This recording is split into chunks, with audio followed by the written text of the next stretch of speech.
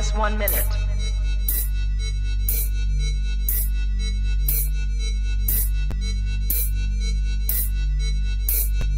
T minus 50 seconds.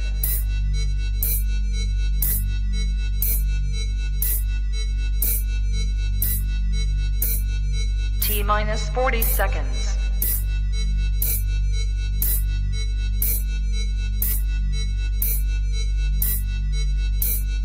T minus 30 seconds.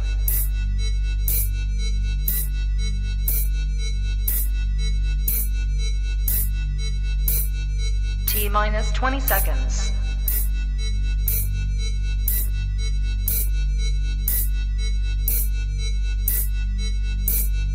Ten, 9, 8, 7, 6, 5, 4, 3, 2, 1, 0.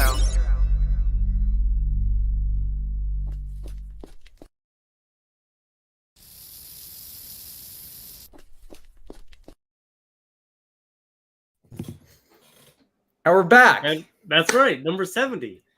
What's it been? 2 weeks? 2 weeks No. since we did. It's been 4 Yeah. weeks. Has it been 4 weeks? It's What? been 4 weeks. Uh-oh.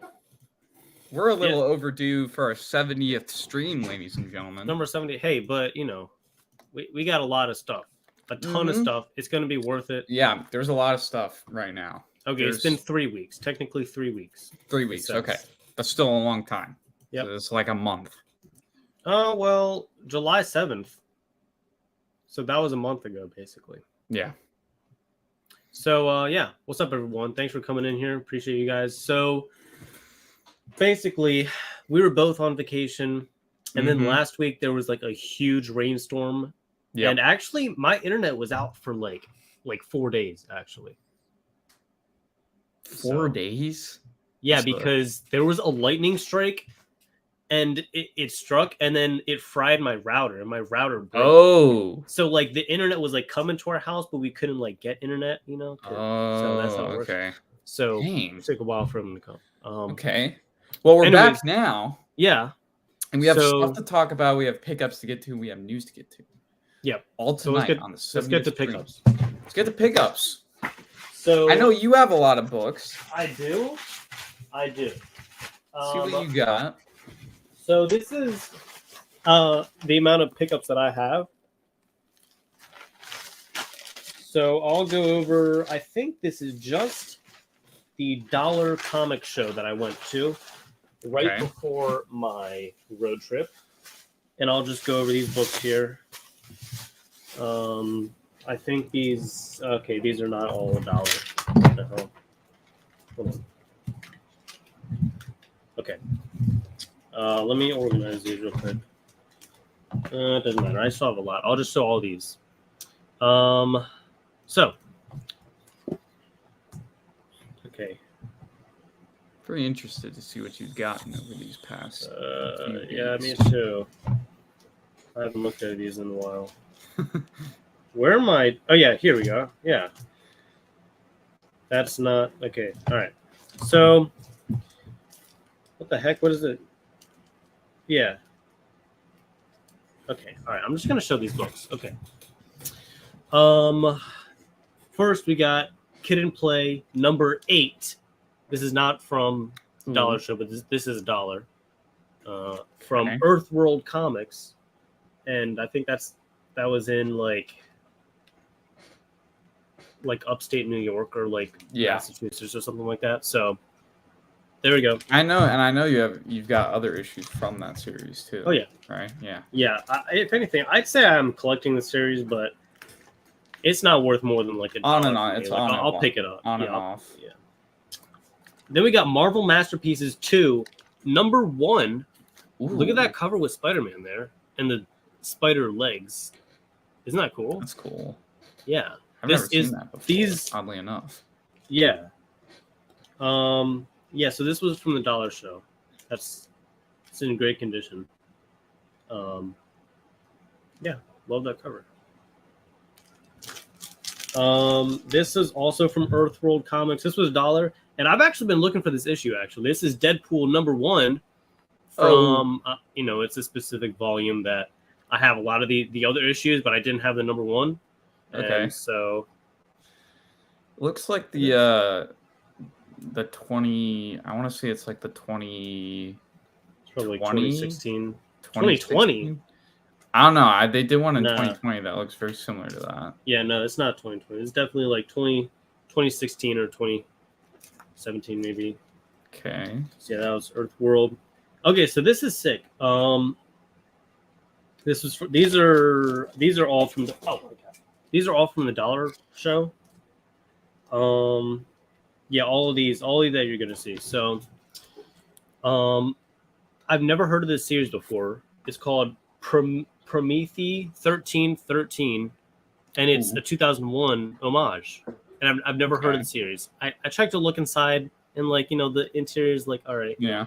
But I was just looking at this cover. I was like, I gotta get this. I saw it. The Stray Dogs series where it's like at the end they did all those homage covers to like old 80s posters from like different movies and everything like that. There was one they did with the Thing on it, and it was like a dog in place of the Thing. Yeah. I was tempted to get it. I didn't get it, but I was tempted to get it. Okay. Hold on. This is a flip like comic, not like a flip book, like not like that, but it has a different. Okay, so this is He Said She Said Comics presents number 2, and on one side it has the Mia Farrow story, and on the other side it has the Woody Allen story. Isn't that cool? That's cool. funny. That's funny. Sorry, my dog's barking, so I'm trying to like filter out the noise. Would you like to indulge in the Woody Allen? Hold on. Yeah. That would be a panel from the Woody Allen story. Yeah, it is. Yeah. Okay. So yeah, there it is. Interesting. I had to pick it up. Let me put this back in the bag real quick. Next, now I normally wouldn't usually buy this issue by itself, but it is the collector's set of Shadow of the Bat number 1. And that's first Victor Zsasz. That book right there, and he's like the dude who has all those scars on him, and they're like the tick marks. Yeah. And that is first Victor Zsasz. That's cool. It says there's 2 full color Brian Stelfreeze posters, which I met at Baltimore Comic-Con. He did those cool Predator covers. Yeah. I met him. He's super cool.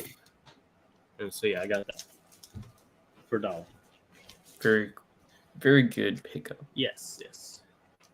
This I love this, and for $1 I had to get it. The Immortal Hulk number 21, second printing cover. That's a cool cover. Oh yeah, I've never seen that book before. Me neither. Second printing. Yeah. Very obviously with second and third printings and everything like that, they're lower print runs, so you might not see them as often. Exactly. Cool though. Mm-hmm. Now this series, so this is an Arthur Soydum cover here, and he did a lot of other covers in this. I think in this series, this is Black Panther number 29, which is pretty sick. He's got like the peg leg there. You see the freaking peg leg? That's sick. Yeah. And then all the other zombies back there, which is pretty cool. Remember in the comics, he got his Black Panther got his leg torn off when the zombies were invading. Really? And then he became a zombie because he got bit. Right. Because a zombie, like, I remember there's a panel where a zombie grabs him and like rips him like this up in the air, and his leg comes off. Really? Well, maybe that's what it's. Great cover though, Arthur. Oh yeah. Look at Thing back there. Look at Jeez. He doesn't have a jaw. It's no. It's like him, but it's Oh like my he's got goodness. like a skull head, and it's like his jaw is gone. All right, so here we got a couple Hulk run fillers. Incredible Hulk 379. These are both portrait covers, actually. This is a pretty strange cover. I don't like when they draw Hulk like a human face, like an actual person, you know? I like it when he's more brutish, kind of like this Pervs cover right there, like that. Incredible That's Hulk 354. good. Yeah, that's the ideal Hulk design, I think. Yeah. See, like this, he looks like, you know, like Timothy Chalamet or something like that. You know, he's not supposed to look. It's not supposed to look like that. Yeah. Next, these I found, you know, right next to each other. Teen Titans Spotlight on Starfire #1, Ooh. which is a good book because it goes over their origin, and Tales of the New Teen Titans starring Cyborg #1, which is pretty good. These are in a decent condition. The back is kind of like ripped up a little there. You see, like on the edge, because you know it's a $1 book. People are flipping through it and stuff. So yeah, that's true. Let's see. We are not even halfway through, but this is Aliens versus Predator War #0. Ooh. And that is sick with the fire illuminating Cool. their shadow on the wall. Love that. There's got to be like, I swear, there's got to be like 50 Alien versus Predator series out there, because every single time I see a different one. Every single time I'm looking through Alien or Predator things. Yeah. All the time. I had to get that. Had to get it. Love it. That's so sick. Look at his tail going up there. That's, wow. You're gonna love this book. You've probably seen this book.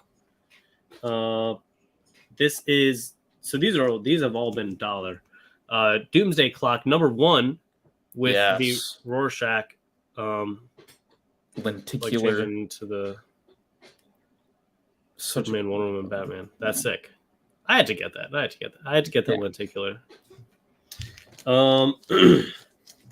This is cool. I think I was going through like a box of facsimiles, and I had to get this Amazing Spider-Man #1 facsimile. I mean, wait. Did I say facsimile? No, this is the real deal. This is real ASM1 guy. Yeah, ignore the barcode. And ignore all that. Yeah. There it is. I think I might actually, I don't know for sure, but I think I got a couple facsimiles myself in my pickups. Oh, nice. Maybe. I have to check. I have to double check. ASM1. What? What? I don't know. People always trash on this cover because it's like so strange for Amazing Spider-Man #1. You'd assume it'd be like a better cover featuring Fantastic Four, but it is it's not the greatest cover, honestly. It's all right. It's interesting. What is a good cover, though, is this official movie prequel of Terminator Salvation #1. Oh my god. Yeah, how about that? Terminator covers are always cool too. Mm-hmm.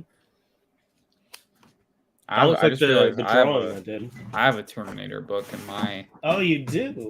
Yeah. That's interesting. Hold on, let me get... You know, I'm not going to be able to find that. But I did a Terminator drawing. It's kind of like that. He's just looking straight at the viewer there. So got a pop. Gotta get it. James Cameron's making another Terminator movie. I'm all for it. I'm gonna see it, obviously. But this was actually the first book I picked out at the show. This is Doom 2099 #1. Nice. Cool foil. It's got like a couple spine takes, honestly, but it's not that bad. It's not that bad. So cool 90s. I have too many. I realize I have too many 2099 issues. Like I got I got the Ravage 2099, the Punisher, the X-Men, the Doom, the Spider-Man. I have like multiple issues of each of those because like my dad and his brothers, since I have their collections now, they all grew up with those books. So naturally they each got an issue. So it's like now I have multiple copies of those, which is interesting. Yeah. This next book I actually only got for the cover, and then I think I checked on Key Collector and it was on Key Collector or something, And then like later in the road trip, I kept seeing this book at shops for like $8 to $10. And this is the Incredible Hulk number 106, World War Hulk. And it's the first print, it says on the sticker there. And it was marked at 8, but it isn't, it's in a dollar bin, so had to get that. Interesting. Cool. Yep.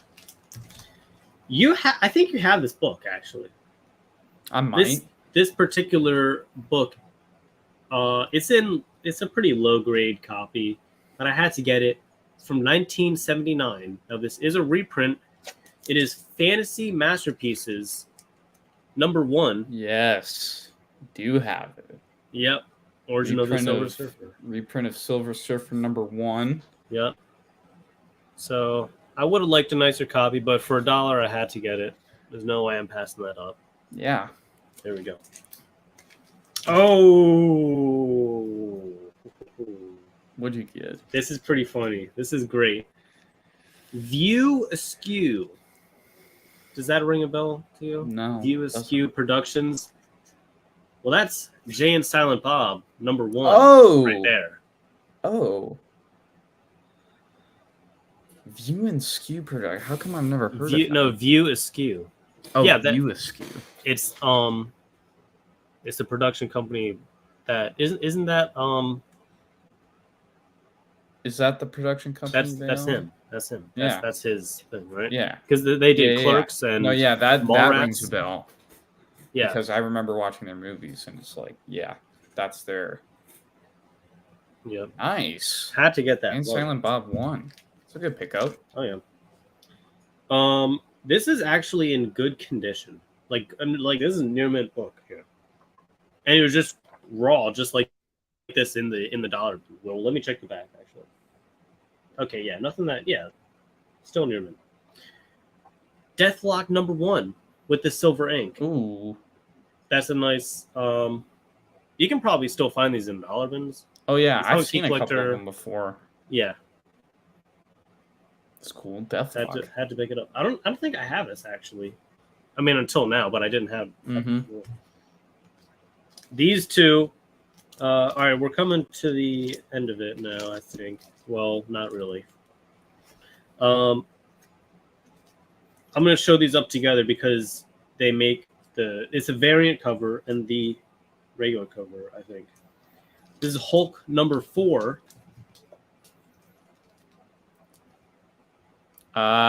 Connecting. Yeah, isn't that cool? I saw this. I think both those are keys too. Yeah. Yeah, they are. I forgot the significance. I know it has to do with Red Hulk. Yeah, that's so cool though. $1? Come on. Yeah. $1 for both those. That's good. Connecting covers. Oh yeah. And these are all Hulk run fillers. I'll just quickly go through these. Hulk 427. Yep. Hulk 428, Hulk 431, Hulk 432. Really going for the full run of Hulk. Oh yeah, Hulk 437, Hulk 465. Okay. And then I got so these are pretty cool. This is very, very low grade, but I don't have this one yet. This is the Mighty Thor number 373. The Marvel 25th anniversary border. Like this thing is like tattered. Like this thing is terrible. They might be something that could like be like a test copy for a pressing or something like that. Oh yeah.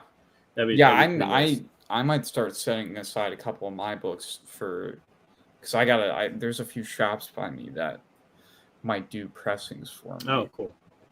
Yeah. Or I could just invest in a pressing machine. That's always an option. I've been thinking about that. I don't know if it'd be worth it. This I haven't seen this movie yet. Okay.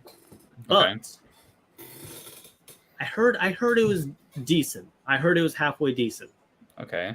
And I have the number 1 of this series. This is a 2-issue limited series. I have the number 1. This is the number 2 of 2010.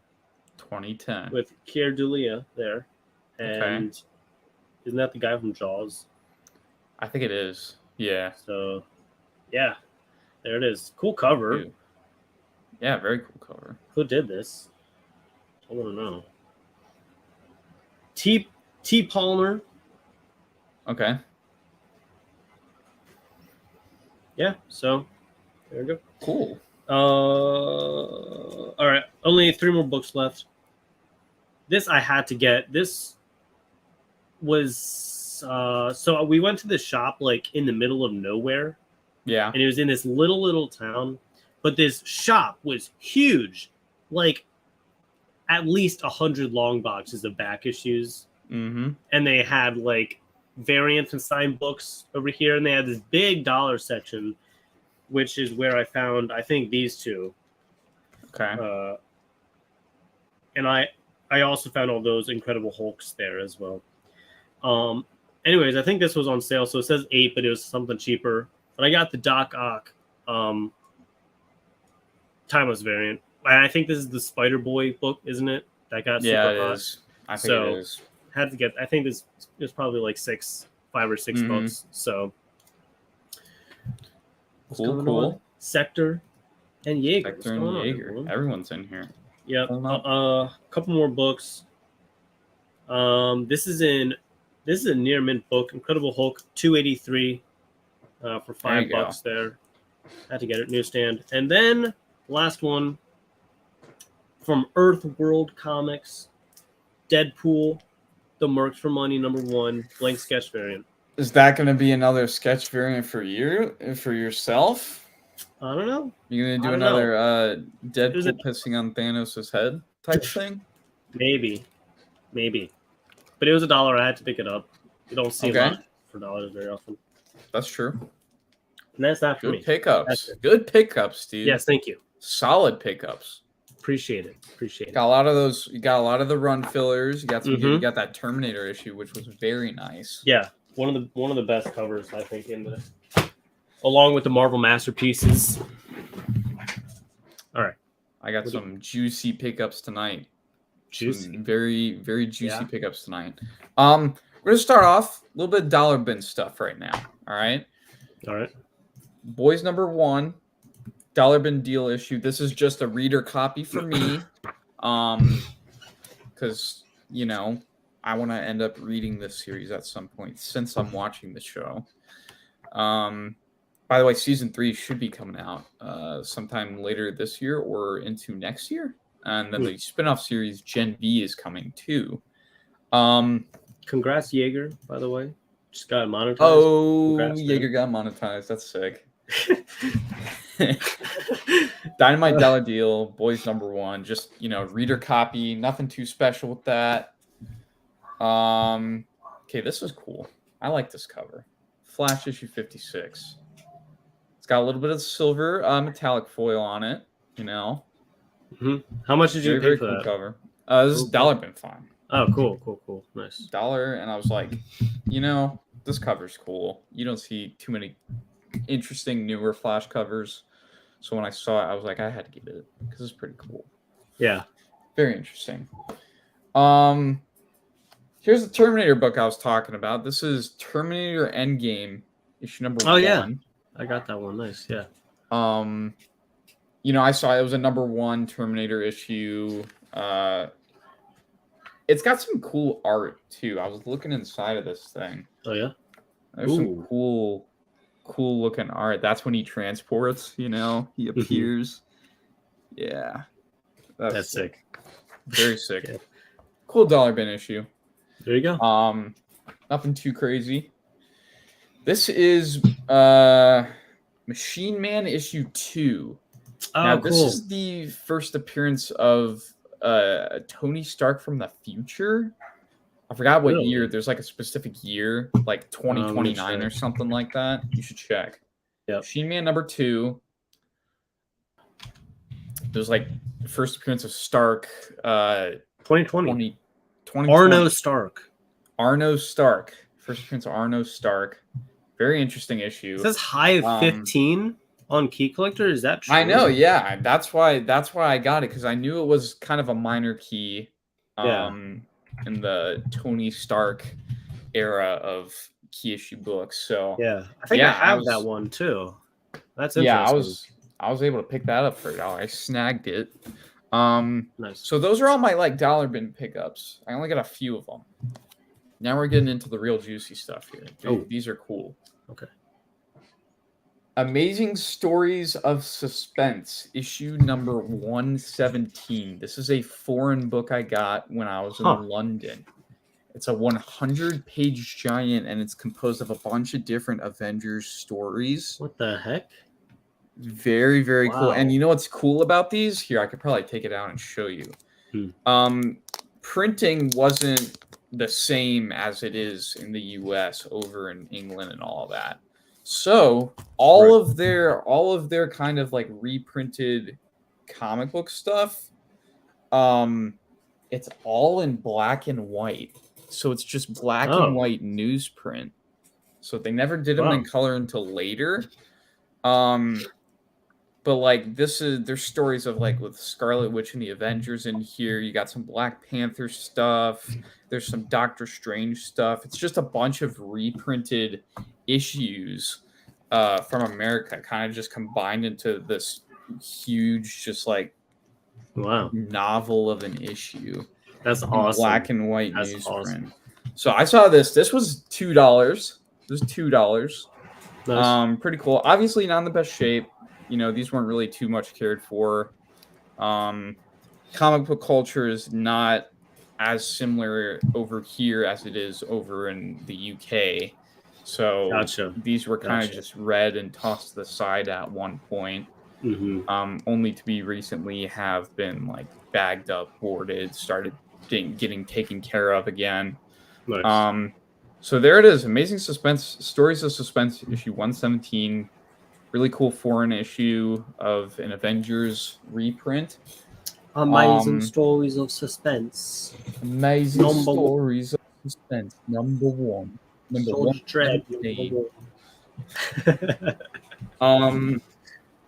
And then this is cool. Amazing Stories of Suspense, issue 101. This is the reprint of the appearance of Yellow Jacket, which is very cool. Obviously, like I said, not in the best condition. See, it's got some issues. But this does kind of follow the same format as the last one I was showing. Black and white newsprint. Obviously read a lot and kind of tossed aside. It doesn't look bad cool. from how I it doesn't. Lots of vivid colors. I think this is like early to mid 70s right here. Cool. And obviously it's a reprint of the American version. So it's got dirt and stuff. You know, some of these would be good. You know how you were talking about doing some test pressing on some books? Yeah. I would do like this or the other one as like a test for me because they're foreign issues, not really worth a whole lot, and they got issues to them that are fixable. So very nice. Cool. Now we're getting back to some in-state pickups. Okay. This one was cool. I got this one for $1. It's messed up. It's beat up. Oh yeah, I got that one. You remember when I got that one? Yeah. Doomsday +1. Very cool cover here. Obviously, like I said, my copy is very beat up. It's like Planet of the Apes. Doomsday +1. Planet of the Apes looking cool looking. I like these apocalypse kind of things. So this was obviously right up my alley. So I was able to get it for I think $2. $2 fine. Not bad. Okay, this one oddly enough I found in the States. This one was interesting. B-Man. Double Dare Adventures, B-Man issue number 1. This is actually Jack Kirby artwork. Joe Simon and Steranko. All collabed on this issue, and they kind of just did like random. It's like it's just a bunch of random like stories of like random things. Like the B-Man story, I think is Kirby's idea. And there are these other stories in here, just like of some random superhero types. That's awesome. That's awesome. Very cool, like interesting collab issue. Obviously, this one's not in the best condition, but I got it because it was cheap. And the knowing like who worked on it was really cool. Very, very interesting pickup there. Very glad to have gotten that. Spider-Man issue number 7, third print. Okay. I had to get the third print because the more and more printings they do of this issue, first appearance of Spider-Boy, obviously the lower the print run gets, and eventually the lowest number of printings printed is going to end up being one of the rarest in years to come. So I just keep getting at least one copy of each printing, second, third. Eventually they might do a fourth. I'm not sure though. Spider-Man number 7. Had to get it. Pretty cool. Spider-Boy. Nice. Just spec all around. Here's one of those facsimiles I was talking about. This is Incredible Hulk, issue 181. Hey, nice. First Wolverine facsimile.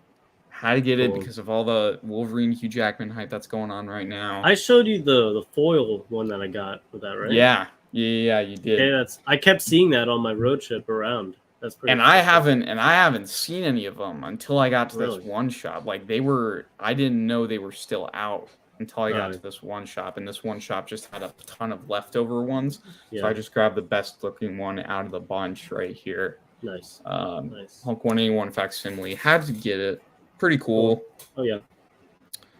Here we go. Daredevil, issue number 1. I think this is volume 4 or 5. Okay. Along those lines. First appearance of this character. I think his name is it might be Vigil or Sigil or something like that. Okay. And it's speculated that he's going to be in the new Daredevil series on Disney Plus as kind of like a minor appearance character. Gotcha. But it being a Daredevil number 1, I had to get it, and for the significance as well and the connection. Yes. I also got some new bags and boards. These are the BCW bags and boards. Actually, really nice. Look at you, all fancy. Yeah. All right. This is cool. This is Moon Knight issue number 25. Whoa. It's a new release. This is the Art Germ variant. Oh, really? Okay. This is the first appearance in the Moon Knight show, that lady, his Mark's girlfriend, right? She ends up in the last episode becoming a host to one of the gods, and she becomes the Scarlet Scarab, right? Mm-hmm. And before, that wasn't really a character mentioned in any of Marvel Comics, almost like they made it up for the show. But this is the first appearance of the Scarlet Scarab in the Is that comics. her on there? No, that's just Moon Knight. But this is the first appearance of the Scarlet Scarab in comics. So they took that character and they adapted it into the comics recently. And I think this issue came out last week, and then this week was issue number 26. So very cool. Moon Knight 25. This is like a thick issue. This is like a 70 or 80 page issue. It's huge. But yeah, I had to get the Art Germ variant because that was probably the coolest variant they had, in my opinion. So yeah, pretty cool. Nice. Now this next book is my favorite Batman the Animated Series comic book cover. Oh, I've been looking for it for a while. It's very cool. It's very simple. It's very simple. But I love the way this cover looks. I've been looking for it for a long time. I was finally able to get it. This is Batman and Robin Adventures, issue number 25. It's cool, just like awesome. Lightning, and it's like awesome. The outline of the Batman the Animated Series looking type Batman. Yeah, very cool. It's just like an all black cover. The shadow on his face looks like the Punisher skull. I was gonna say that because I noticed how it did look like a skull. Yeah, that's it. Glad I found that. That's one of my favorite. How much did you get that for? I got it for $3. Okay, this was pretty good deal. It's not damaged. The bag's got those stress lines in it, but the actual book itself, I think there's one tick right there. Okay. On the actual book itself, but the rest of the book is clean. That's sick. That little white piece is on the outside of the bag. I gotta get that off. But rest of it is clean. Very cool. Sick Batman the Animated Series cover. There's another kind of similar cover going with the darker theme. Spawn, and this is I think one of the lowest printed issues in the Spawn series. Okay. This is Spawn issue number 70. Oh wow. All black. You That's got sick. his teeth and you got his eyes Yeah. showing through. Hard to find in high grade because it's an all black cover. Usually there's a lot of color rub or color breaking spine tick issues with these, but this one is It's clean. very, very, very clean. No spine ticks. I haven't looked at the back of it yet, but I'm assuming it's pretty good. This would be a good book to get signed by Todd, to be honest, and like some, like some silver Sharpie or something. He could do like a little and like a little sketch or redraw. That would be cool. Or a remark that, send it off to CGC or something like that. Very, very good. Nice issue. Nice. Low print run. I've never seen that before.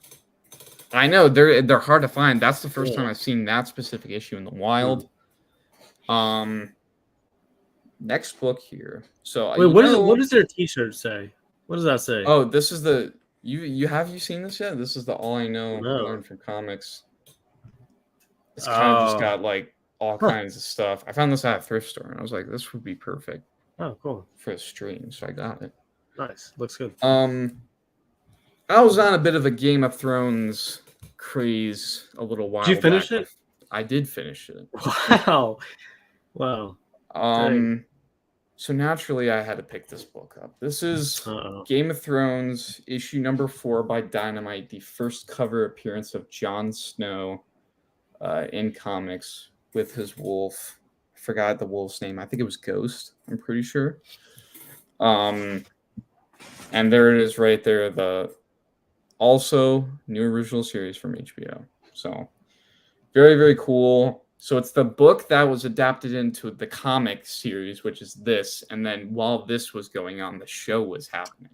Oh, so it's like it's not a direct translation between the two. Yeah. They kind of took elements from both the show and the books in inspiration for this, and they were capitalizing off of the popularity of the show at the time. So gotcha. Nice.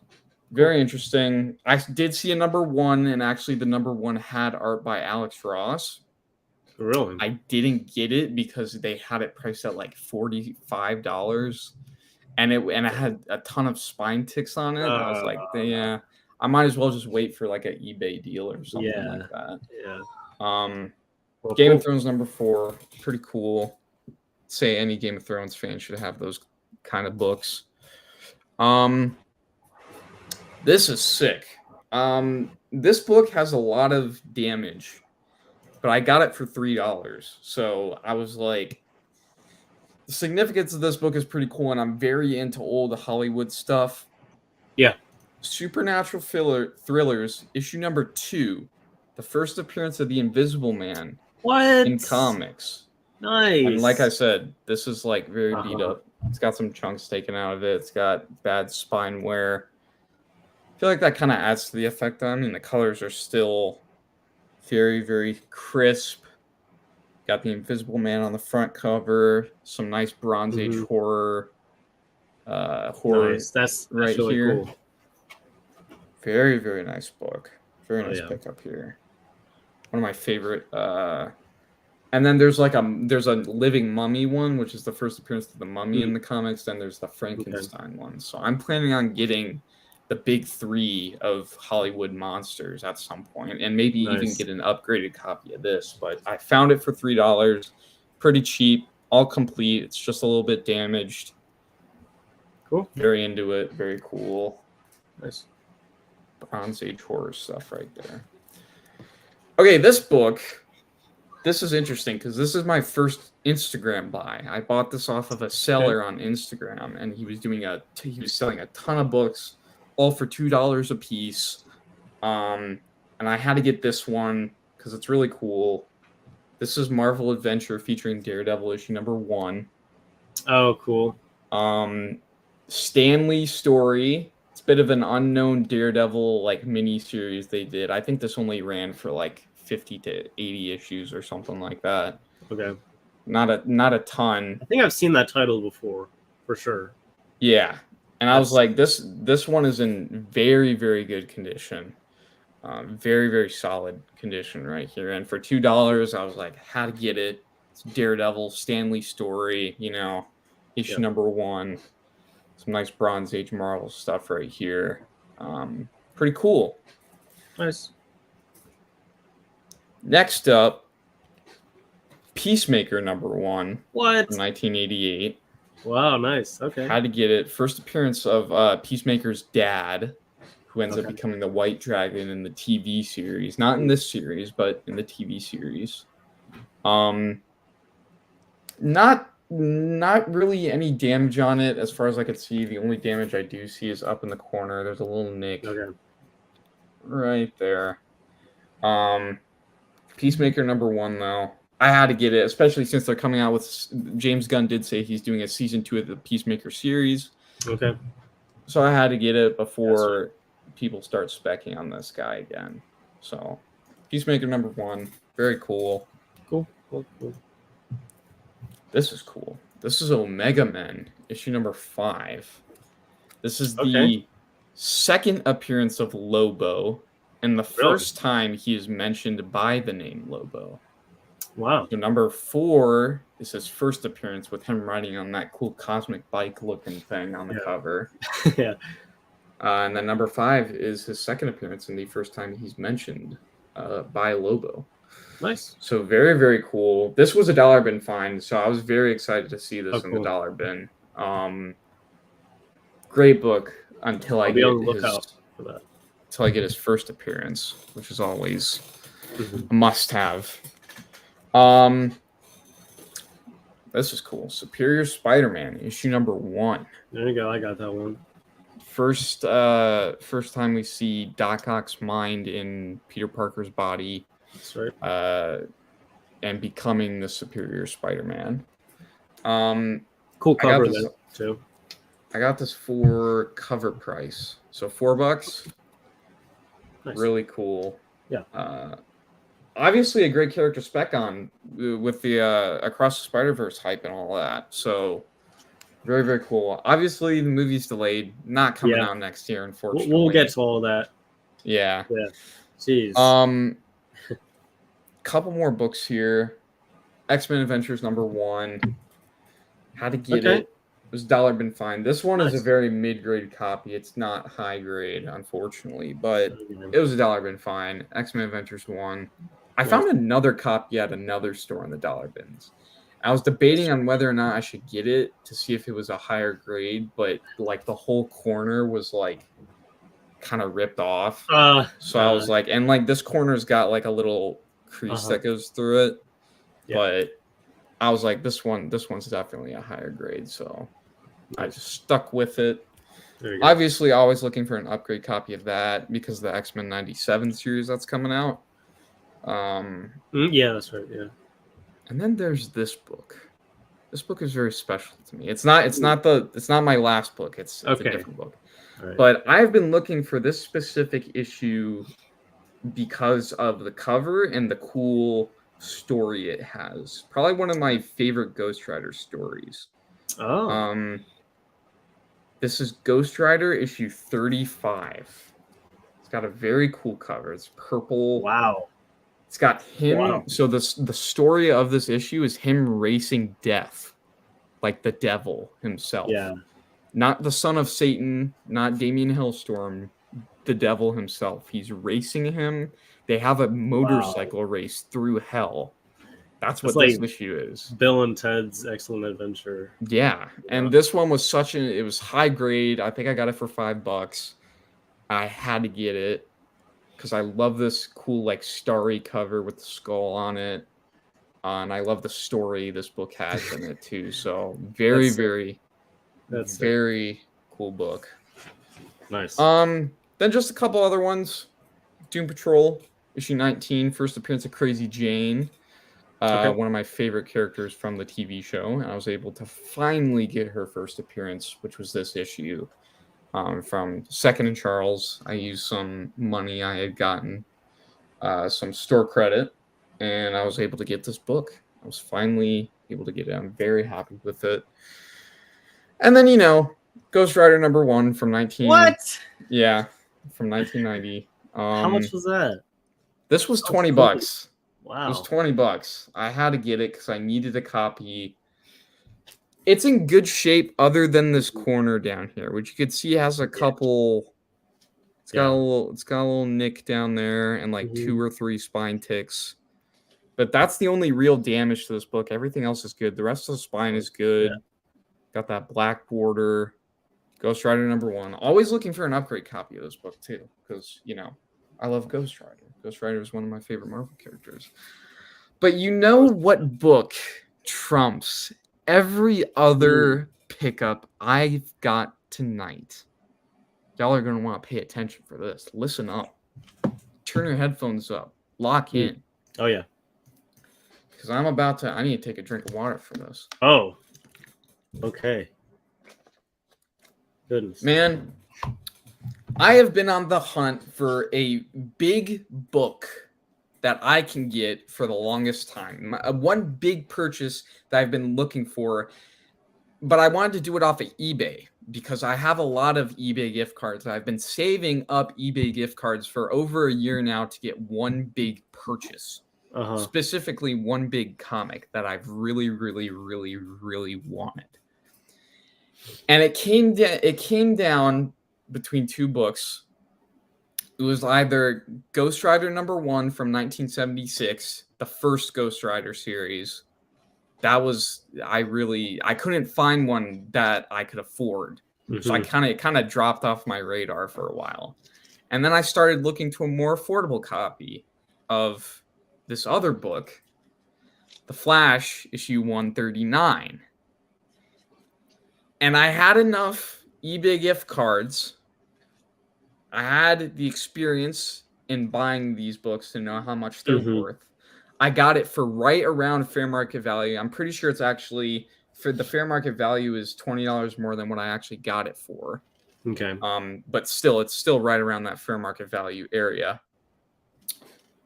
This is The Flash 139, the first appearance of the Reverse Flash, ladies and gentlemen. That's nice. That's sick. I got this book. This thing is clean. Oh yeah. Oh man. All I got to do is get some pads, like some makeup remover pads or whatever you call it, and like just rub all the dirt off because there is a good amount of dirt down there. I see that. Look at this thing, dude. Look at Flash. Reverse Flash. First appearance of the Reverse Flash. One of my favorite DC villains of all time. This is one of my most wanted books of all time. You can see the spine there. It's okay for a book from 1963. It's pretty okay. That's for a book from 1963. Yes. That's 60 years old, bro. That's crazy. Look at the colors on that. Yeah, it looks great. It looks great. Flash 139, ladies and gentlemen. First appearance of the Reverse Flash. One of my favorite books I have in my collection currently.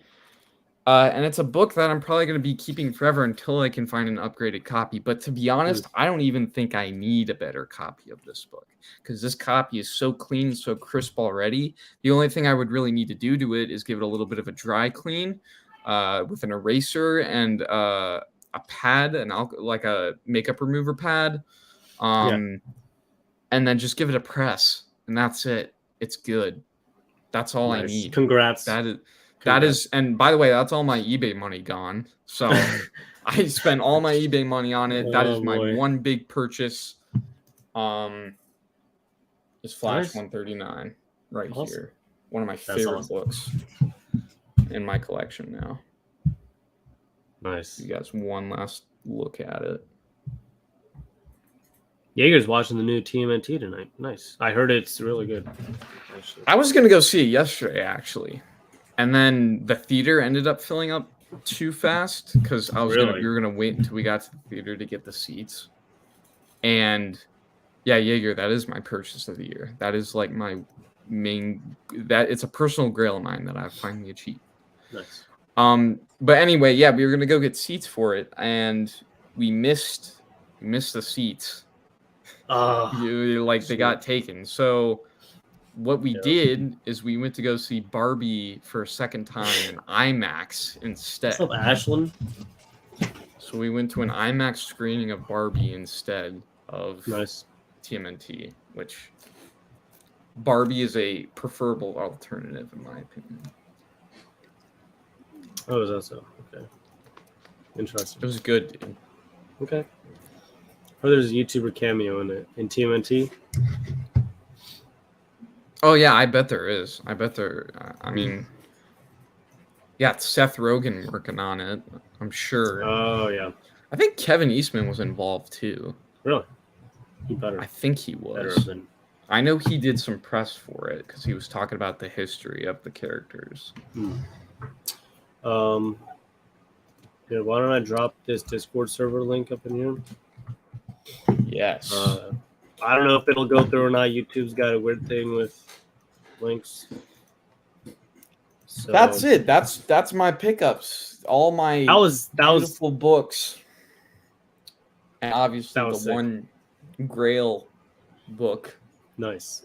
Which I will now be using in cover. The Ghost Rider #1 was a big surprise. I didn't expect that at all. Yes, I pulled that one out of a hat, dude. Yeah. That one was... Yep. I saw it, and I was like, I need a copy of Ghost Rider 1. At this point, I don't care about the condition. As long as it's above an 8.0, I just need one. So I just bit the bullet and got it. It was $20. We got it now. I don't have that one yet. I'm still looking for the right opportunity. Yes. So this book my dad gave to me, actually, and it's sick. I flipped through it a couple times, and it's The Art of the Film. The Art of the Film.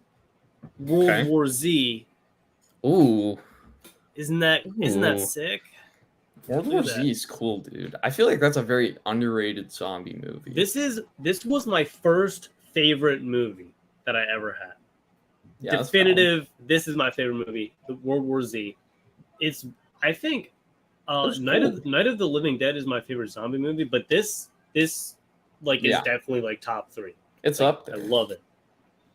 If you it's guys haven't interesting seen how they did it's zombies too, because they made them like ants in the way that they form, like, you know how they can form like bridges with their bodies, and stuff like that. Like that was cool. Made them really fast and super violent. Yeah. So yeah, that's crazy. Love the movie. That's it. All right, time for the rest of my haul here. I guess I don't know. We're just doing this. We went to a spot called Desert Island, and my dad loves this shop. It's in New York City. We went there, and so we stopped there. It's kind of like an indie kind of spot. And I found some good books there. I'll save this one for last, actually. Wow, I got some good books. I forgot about these. Oh, my gosh. Okay. Oh, man. Okay. Let's see them. Let's see the pickups. Okay, so we got a few dollar bin finds here, actually. Okay. First off, The Incredible Hulk 323. Nice. Cool Vision cover. Yeah, pretty low-grade book, but I didn't have it, so I had to pick it up. This is a key or for something the run. With the Vision. For the run. Yeah. Oh, yeah. And speaking of zombies, Return of the Living Deadpool. Number 3. I love the Deadpool homage covers. Yeah. Those are always cool to see. Yeah. He just gave this one to me, actually. So that was nice. He gave me a little discount. Yep. Cool. Love that cover. Okay, so this is Cadillacs and Dinosaurs #1 from Topps Comics. You can see up there. I have the Kitchen Sink Comics #1. This is Topps Comics #1. It probably came in like a poly bag or something like that. But newsstand #1. I guess if it was a newsstand, I don't know if they make newsstands in poly bags. How's London? And did you meet Amelia Clark? No, I did not. Were we talking about London was interesting.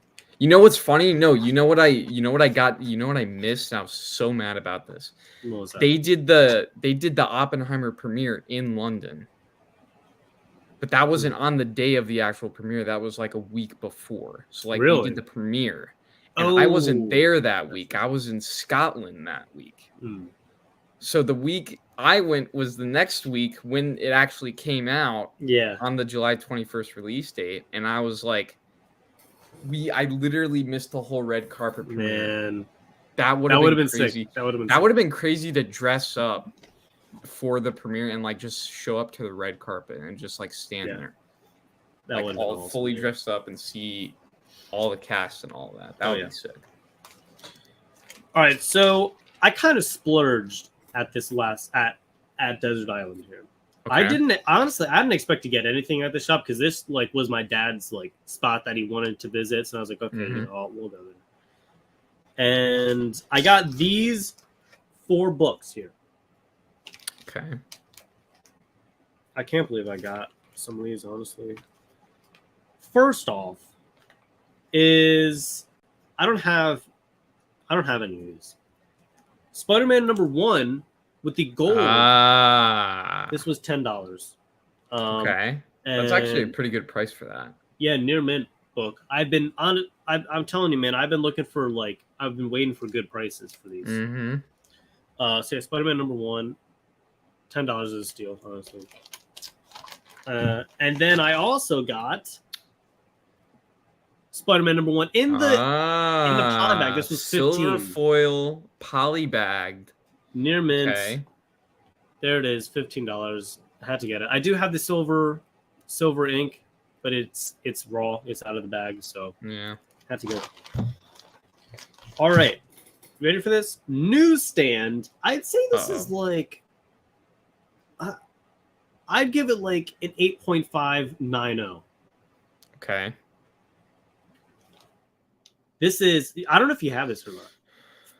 This is the Web of Spider-Man #1. It is. I do have that. Oh, do you? And I have the newsstand version. Yeah, $20 for this. That's still a good price. There are some spine ticks. I don't know if you can see it, but that's Are they color breaking or are they just kind of like? Yeah, they're color breaking. Okay.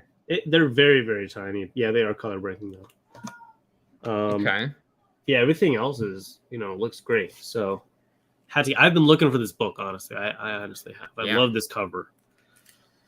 It's a great book. It's a great pickup. That's a good because like the average I think sale for the newsstand edition is like twice the price of the direct edition. Really? So I think it's like a $50 or $60 for like a near mint copy of the newsstand edition. That's how much it would be. So that price right there is a good price for that book for the newsstand. Well, Isaiah, weren't you talking about how like Emilia Clarke was hot last time from Game of Thrones? She's hot. I don't think we're denying that here. So this last book, I saw it on so this was like the only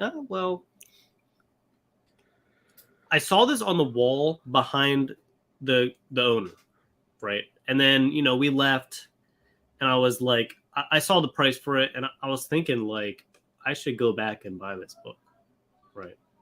Okay. Different person. Yeah, sure. We were talking about a whole bunch of people last time. I think we were. That was a whole blur, to be honest. Yeah. I saw the price, and I was like, I think I can talk him down a little bit. Okay. So I went back, and I was like, hey, I was looking at that, that book right there. I was wondering, this price says 30 on here.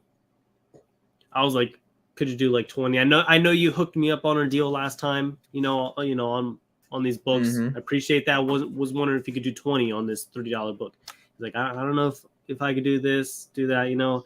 I could sell this on eBay for like a good $50 right now. I was like, okay, yeah, sure. And he was like, I'll work with you. I'll do 25, right? Now, this is not the first printing. This is a reprint, I think, the next year or something. Okay. That's why I still did YouTube. I don't do YouTube. What do you mean you quit YouTube? What the heck? Interesting.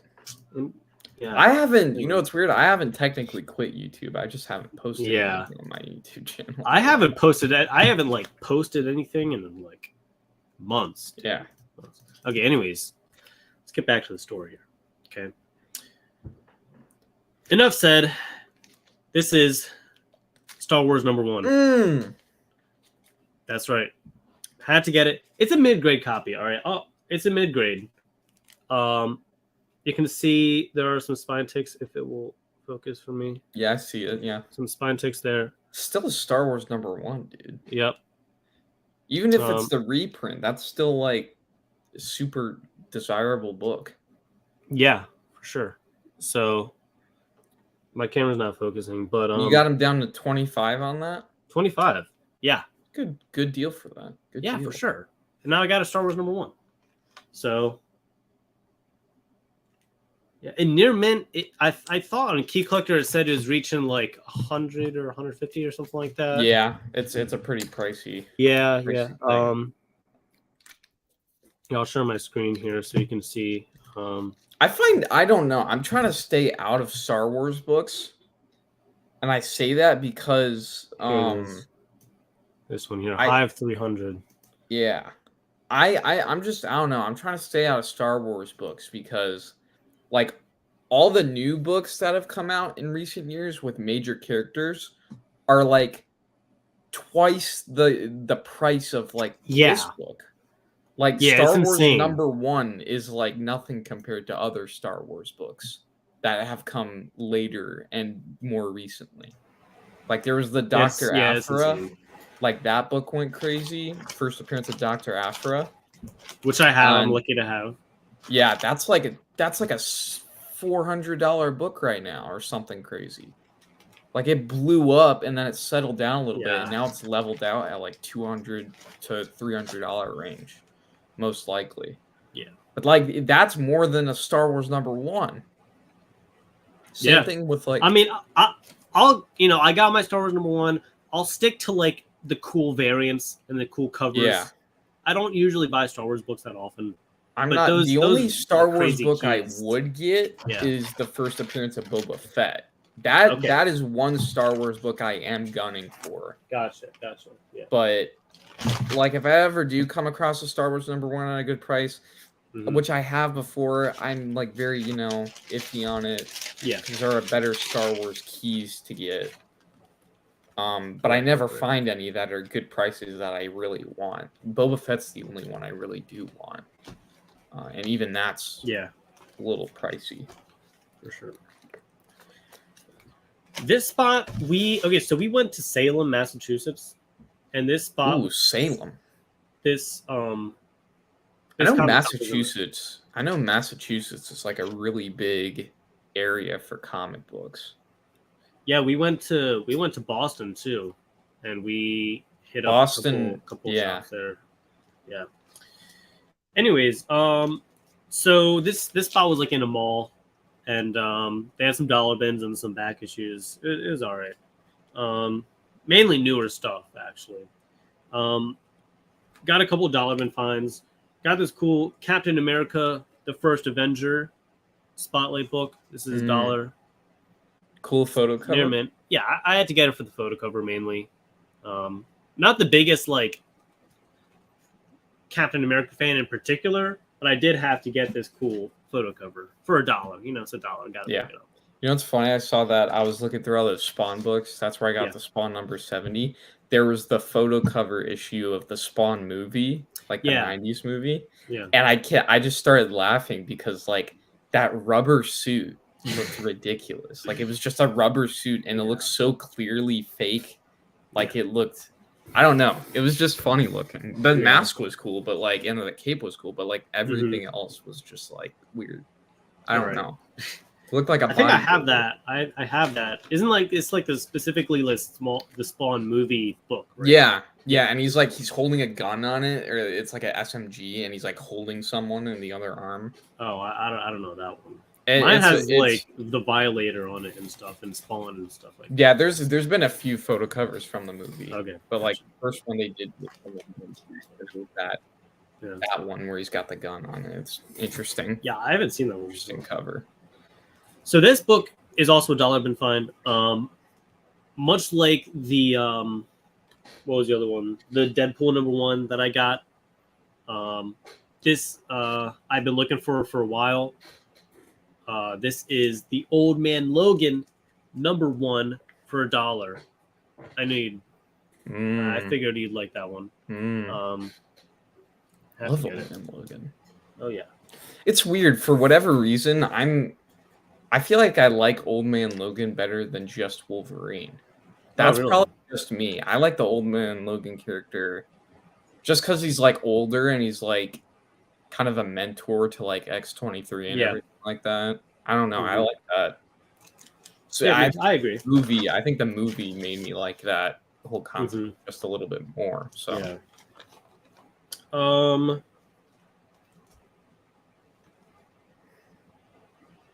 Okay.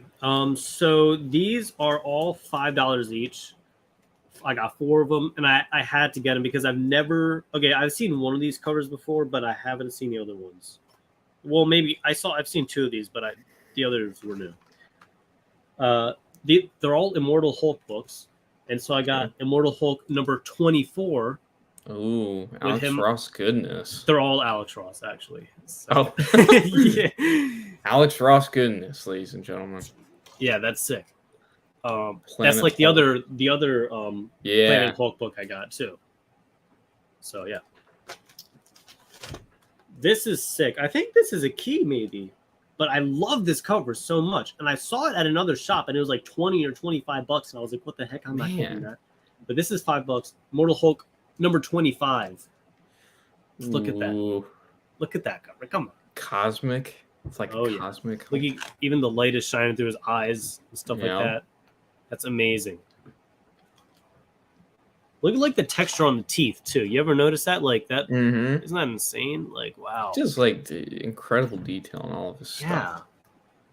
Yeah, the planets exploding. Love it. I can't wait until we get until he starts. I want him to do DC Timeless variants. I think that's the next play. Maybe he did the Marvel, the heroes and the villains from Marvel. He needs to do DC now. That would be sick. I'd buy those for sure. A Batman Timeless variant or Superman Timeless variant. Man. He draws a good Superman. Oh yeah, dude. I'm an Alex Ross stan, bro. Yeah. I stan. Okay, well, I shouldn't say that because I don't buy all of his covers. You know, I don't buy all of his. You know, new Alex Ross covers come out, and like I won't buy it for like cover price. But maybe, you know, like an Iron Man cover, I'll buy, you know, for like $1 or something. I'm signed up to his announcements, so I get texts whenever he got to go to his website and look at that because I got a dude. I tried to sign up for that one giveaway of like the Venom slabs signed and stuff like that. That's like the Teen Titans one he did. Oh wow. I just signed up for all of them, so I just keep getting like he did an X-Men #1 anniversary from the '90s X-Men. Yeah, he's just done all kinds of stuff. So I signed up for that, and ever since then, I've just been getting like he did pins recently. He's doing pins of the Timeless variants now. What the heck? Dang. Very, very cool. I tried to sign up for one of his giveaways, and I couldn't enter it because I wasn't 18. Because I wasn't 18 yet. You gotta be 18 to enter. Sucks. All right, 2 more of these. All right. Immortal Hulk #41 with this funny diner scene. Diner. That looks funny. That reminds me of the scene in Endgame where they go and meet him at the diner. Yeah, that's true. And they sit down with him. And he's like eating a huge bowl full of eggs and like hash browns. Look at this seat like crumbling. Like look at that. This is very funny. It's cool. He's got the thing there too. Yeah, that's so cool. Nice. And then this was awesome. Okay, so this is like, this is amazing. I think specifically because of the lighting, I'd like to note, but this is the Immortal Hulk #47. Oh, you can see him battling Cap. Oh, Black Panther. He ripped that shield out of his hand. Yeah, isn't that sick? And Iron Man and I don't know. That might look like She-Hulk down there, actually, right down in the corner there, maybe. Yeah, probably She-Hulk. Yeah. And There's Thor and Captain Marvel, and look at the hole through the building up there, like. Oh my god! And the lighting is like it looks like nighttime, you know, like moonlit, like. Mm-hmm. Dude, I love that. Love that. $5, I had to get it. Sick. Oh yeah. And then we have like this big bag of something. I don't know what's even in here. Okay. Oops. All right. So these. Okay, so we went to this spot called Royal Collectibles in New York City. Yeah. I think it was like on Long Island, kind of. And so I got a ton of these that I don't have, which I'm so happy about.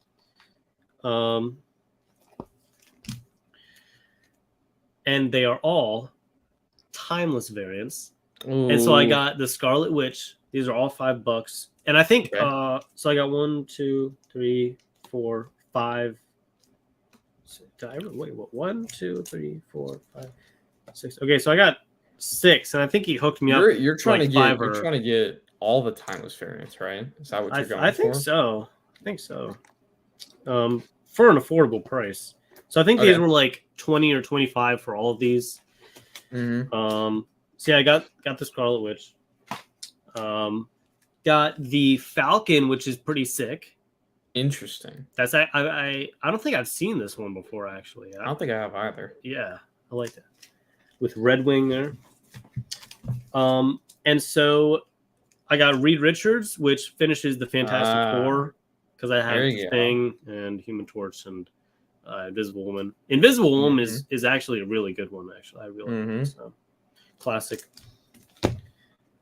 Got the amazing Spider-Woman, Julia Carpenter. There you go, Julia Carpenter right there. Yeah, love that. That's awesome. And got the Thor, which I'm surprised I didn't have, but got that very. I like how he does it in the classic, like Jack Kirby style. Yeah, like the 60s, like original design, just like hair blowing in the wind, very majestic. And the last one is the Black Bolt. Black Bolt. Black Bolt's underrated. Look at him. He's underrated. Underrated. Oh yeah. Underrated Inhuman. I agree. Nice. Underrated mutant in general. Black Bolt. Yeah, I agree. Oh, I was so at my comic shop yesterday. I was working there, and we had just bought all of these 90s X-Men figures, action figures, and one of them is Banshee. You know Banshee? Oh yeah. With the sonic screech. Yeah. And there's a whistle that you blow into the back of, and it's like that's funny. his sonic screech. Yeah. I like those little like gimmicks for toys like that. Those are always fun. So I'm actually glad I have this here.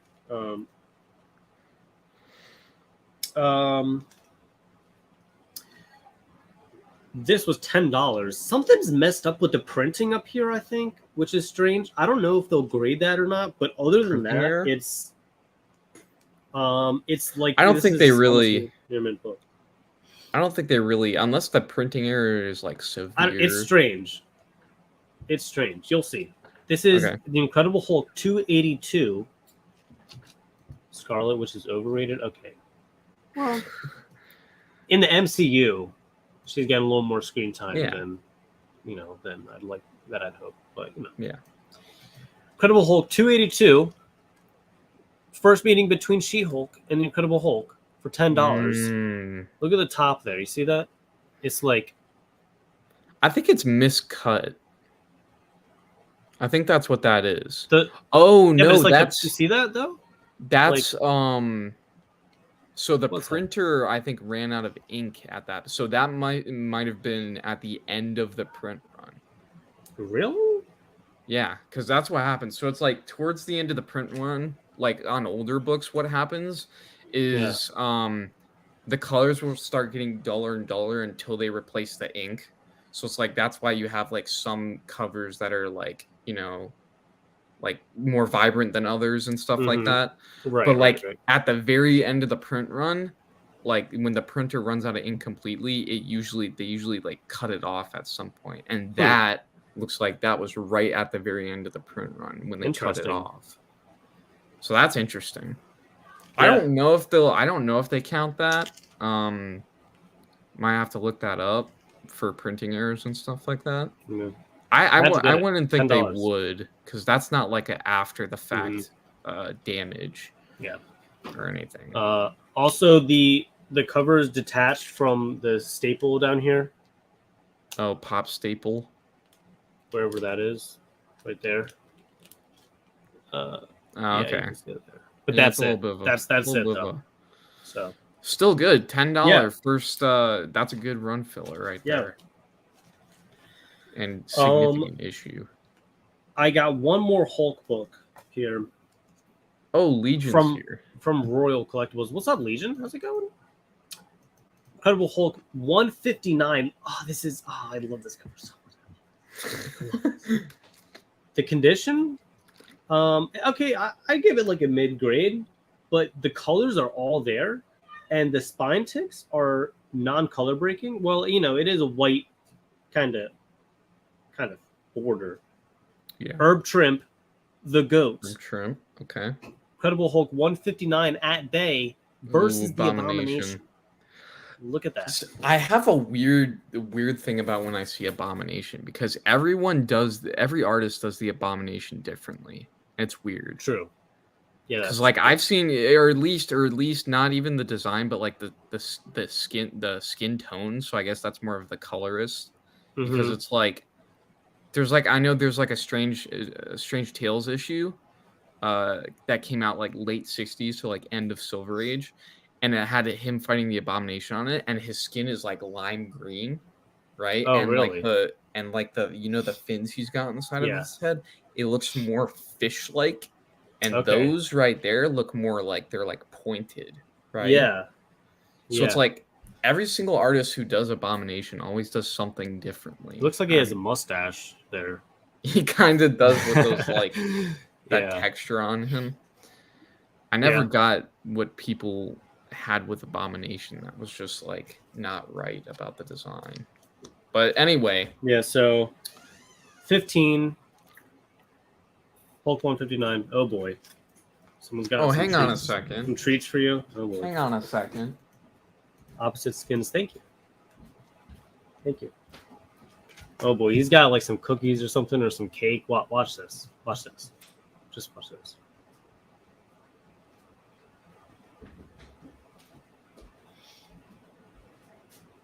Yep.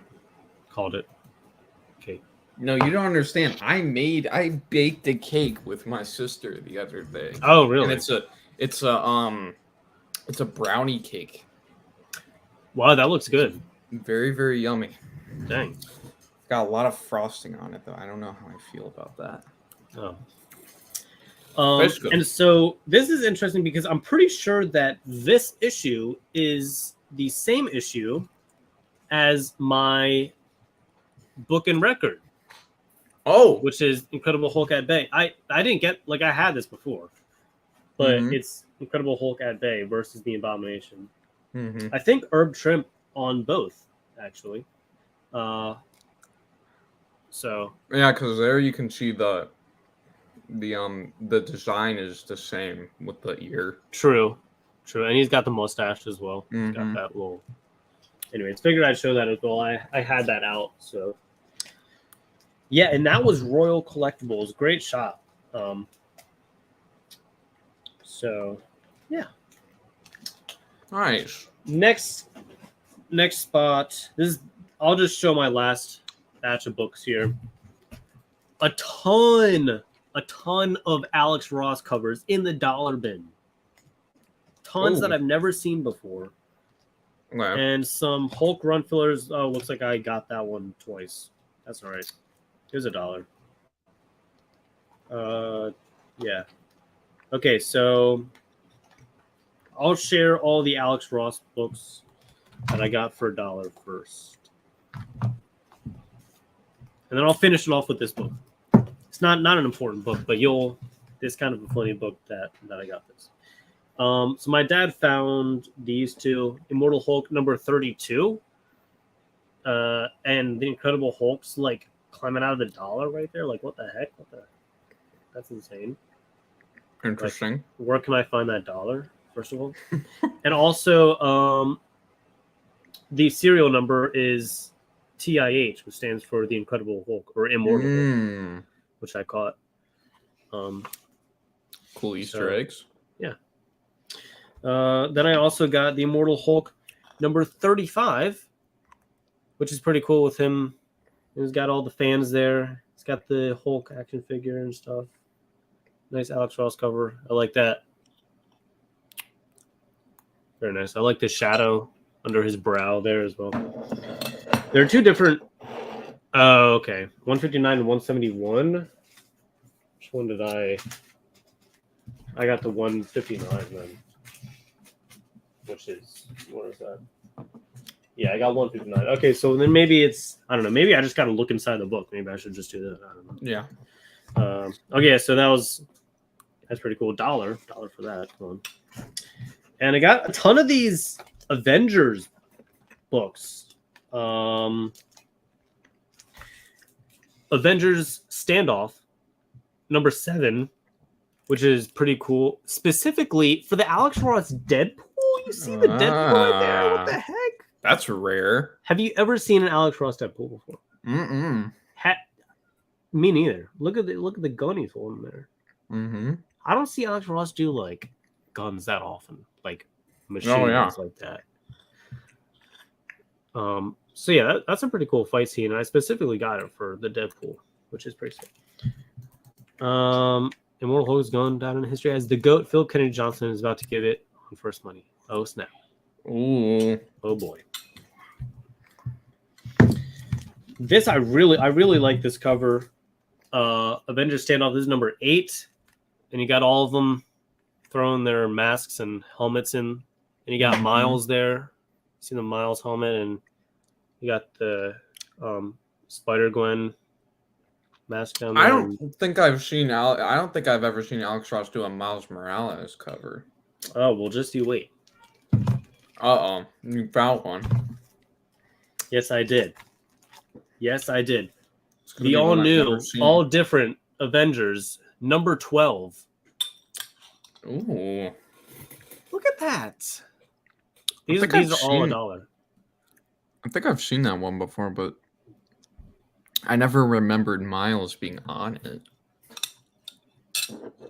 That's interesting. Yeah, so and look at the sky with all the different people in there. Isn't that pretty? Is that Kamala Khan there? She died. Okay. I remember. No, it was really funny because like I follow like a ton of. I have my Oh, the Deadpool. my comic book Instagram account, and I just remember when she died in the comics, everybody was just like, "We don't care, we don't care, we don't care, we don't care, we don't care." Bad character. Really? We don't care. We. Jeez. I think part of the reason too is because she's not dead. It's a comic book death, which means she's coming back, and I actually think she did come back recently. Okay. So. Gotcha. But like when she died, I just remember people going like, "Man, if I have a dime for every comic book death, I would be rich." Yeah. Legion is number 7, by the way, with the Deadpool. Yeah. Number 7. So then I got Avengers number 10, which is pretty cool. I like this color scheme. It's very, very cosmic. To the stars, it says. And do you have number 7? What numbers? What do you mean? Of that series, do you have number 7? Do I have number 7? I don't know. What's number 7? That's the one with all the King variants on it that I've been looking for. Oh no, I don't have that one. I need to get that one because that one's been on my want list for a long time. Haven't been able to find one for a good enough price though. Oh gosh. These next two are interesting. Still all $1 dollar books. In fact, all of these are dollar books. The rest of these. Kirby Genesis #0 by Alex Ross. Mm. Look at this. Okay. Ooh. Look at him drawing there on the drawing table. Ooh. Yeah. That's so So cool. is this all? Oh yeah, this is Jack Kirby stuff. Okay. It's all Jack Kirby's original characters that he's done, redone by Alex Ross, and the interiors aren't. Ross. Yeah. Yeah, this is it. So there it is. And there's Kirby Genesis #1 ad on the back, which I may have to get. So yeah. Okay, and this was. This is weird. This is another Alex Ross cover, and it's Flash Gordon Zeitgeist #5, and it has Hitler on the cover. So isn't that crazy? Did Alex Ross draw Hitler? Yeah, and there's a Drew guy with Hitler. like an MF Doom mask over there, like That just looks like Doom. That just looks like. well, you know, He's got the hood. Is that Doom? no. I That don't looks know. like Doom. That just looks like Doom. I think it's MF Doom. No, I'm just kidding. I don't think it's either, honestly. I don't know. He's not in the book. I don't think. There's Red Sonja. Is in the Alex book. Ross wait, no, really this put is- a. Alex Ross really Never mind. teased the Hitler and Doctor Doom team. Well, you know. Harper, do you still have an eBay store? Yes, I do have an eBay store. I didn't put anything in the description. What am I doing? That's what I forgot. That's what I the one forgot. thing you forgot. I was like, Man. yeah, I do have an eBay store. Just go to like another stream and go to the description. It's in there somewhere. Okay. But yeah, I do. I'm planning on putting more books up soon, but I'm so busy. I got other priorities, you know. So yeah, but I got some stuff up there. So yeah, give me some money, and I'll send you. Yep. That's facts. Pretty. Alex Ross Hitler cover. That's something you don't see every day. Exactly. Okay, so this is cool. These are connecting covers actually, and this is Avengers Annual #1, which is cool. You got Sam Wilson and Miss Marvel and Nova. And you also have this variant with Miles and Superior Iron. There you go. And the hand of Sick. somebody there. That looks like Hulk, maybe. I don't know. Yeah, it probably is. He does a lot of connecting covers, so I wouldn't be surprised if that Yeah, connected and to it another. connects like that. Ah, there you go. Cool. Yeah. Both dollar books. Those are all the Alex Ross books that I got. Clytus? Clytus. Oh yeah. It's actually he is the secondary antagonist of the Flash Gordon franchise. He is the grand okay, so he's like a bad guy for Flash Gordon. That's cool. Interesting. Gotcha. I still can't believe Hitler. Ming the Merciless? It was Do you Hitler know- on the cover. Do you know the show Comic Book Men?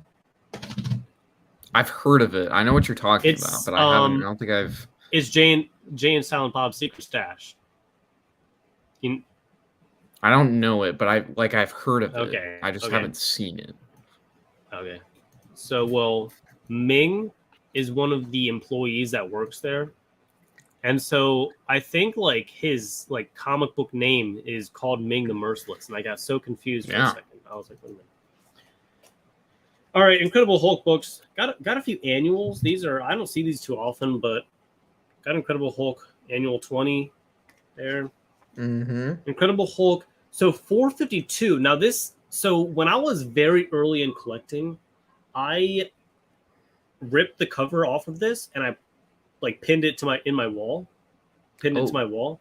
Anyways, so I have like that book in my collection, but I did get a replacement copy. It's like coverless. Yeah. So this is a lot nicer cover. This is Mike Deodato Jr. cover actually. Okay. Hurricane Hulk Island there. So that's pretty cool. Mm-hmm. And then this was the book that I got again. You see, Mm-hmm. so 437. Incredible Hulk annual number 17 Okay. and number 16. Nice. And the last book, which was funny because I picked this out at this shop. It's $1. And I was like, oh, that's so cool. I got to get that. I showed it to my dad, and he was like, oh, Dark Knight would love that. Dark Knight would love this Oh, cover. Once he no. shows him. Now I was like, oh, yeah. And so I got the Flash number 56. No way! Yeah. Wait. Yeah. What? Yeah, go Wait, get your hang book. on Go a get minute. that. Yeah. Wait. Yeah. That's crazy.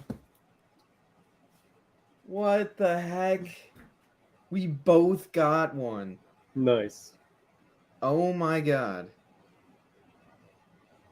I Because I thought I it was a love cool the Flash silver cover. foil. Yeah. Dang, that's actually Nice. crazy. That's Is that awesome. the first time that's happened where we've gotten the same pickup? Yeah, I think so. I think that is. Yeah. That's crazy, dude. Yeah. There we go. Oh man. And that's it. That's all my books. That's all my books that I got. Wow. Round of applause, everybody. Got through Thank all you. the pickups. Round of applause in for you as well. an got some hour good and a ones. half. We're an Not hour and a bad. half in. We still Not got bad. news. Yeah. Well, because usually we like rush through pickups Yeah. and stuff. Well, this is the 70th stream too. It is the so 70th stream. You're right. You're right. we gotta do. Okay. All right. Man. Wow. I guess so. That's crazy. Dude, one day we actually got to collab on a movie too. We got to work on a movie together. Oh, yeah. I'm serious. Oh yeah, for sure. Yeah. We need to. Okay, so let's get into this news here. Shall we? News. Segment. Here we go. All right. So I broke this up What do into we got? sections. You'll see. You haven't even seen this yet. No.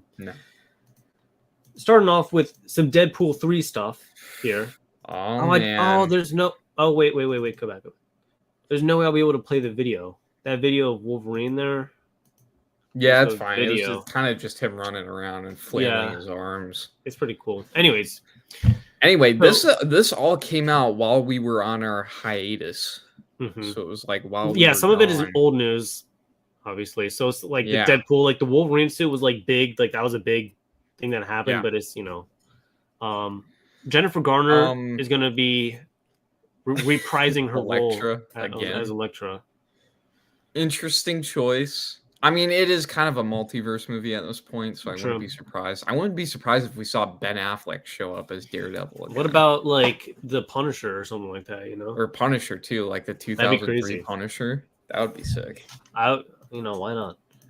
So yeah, and that thing on the right with Wolverine is him fighting, but Hugh Jackman yep, in And if his he's- comic accurate suit. Yep. Finally. And if you see in Oh the my God. background, they're also on a set with the 20th Century Fox, It's a destroyed 20th Century Fox logo. which is sick. What in the fourth wall breaking is what is going on? Honestly, I expected it to be a little bigger. Honestly. You know? Yeah. You Well, know? it is only like half the. It's like a small portion of it. True. Like, I guess that's true. I just That expected looks it to be like the looks size of the exactly building. like rock too. Do you think they actually carved that out of rock? No. That would be crazy. It's probably like something like styrofoam or something like that. And then you can see there's a missile stuck in the ground over there as well. You see that? Oh yeah, I didn't even notice that. But yeah, there's a straight up like it's like a rocket. What if Wolverine? You know how remember in I forgot which X-Men movie it was, or it might have just been his Wolverine movie where he took the full force of a nuclear bomb and his skin kind of got fried. That was crazy. What if he just takes a missile to the chest?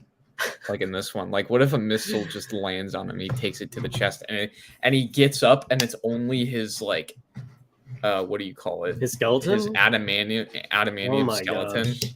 And it's like you can see the skin forming back around it. Oh my gosh. That'd be like so bad but so good. You know? Like that. Oh my gosh, that'd be crazy. And also a higher def image of his suit. Everyone's seen Ladies this and image here. gentlemen. I'm so glad this is happening.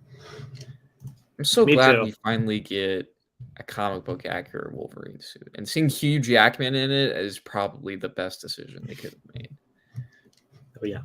And you know, Ryan Reynolds in his newer kind of vibrant suit doesn't look half bad either. Yeah. Looks pretty good. It looks like they're going in the right direction with this. We don't know exactly right how this is going to play out. Yeah.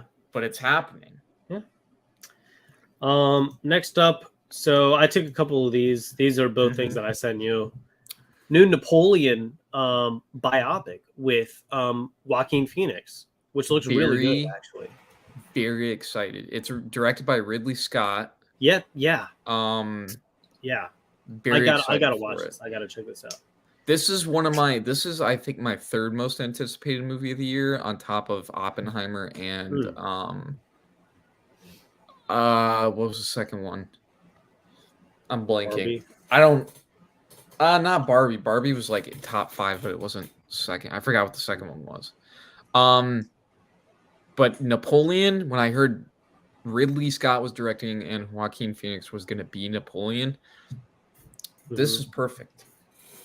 This is perfect because you know what's the trailer looks sick too. Joaquin Phoenix, he was in a Ridley Scott movie. He was in Gladiator, and he played Julius Caesar. Oh, so he has experience in this field. Did your power just kind of go out? No, my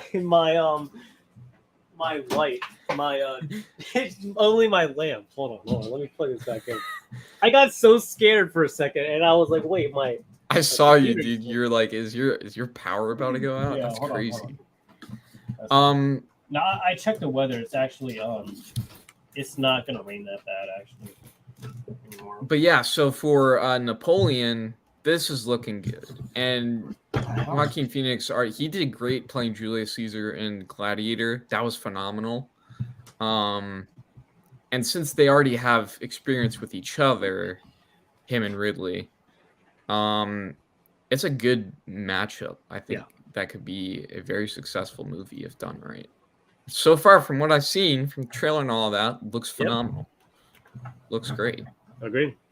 And Wonka looked like they don't need another. Wonka was interesting looking. It looks like they're showing more of his backstory and like going more into actually Willy Wonka. Yeah, so it is a prequel. Timothy Chalamet, I don't know. Yeah, okay, so when I like how he's like wacky and goofy and all that, because that's how Willy Wonka's supposed to be. Mm-hmm. I feel like he does that part well. I just feel like Timothy Chalamet wasn't the greatest choice for a young Wonka. He looks too chiseled of a too person. Handsome. Yeah, to be a young Willy Wonka.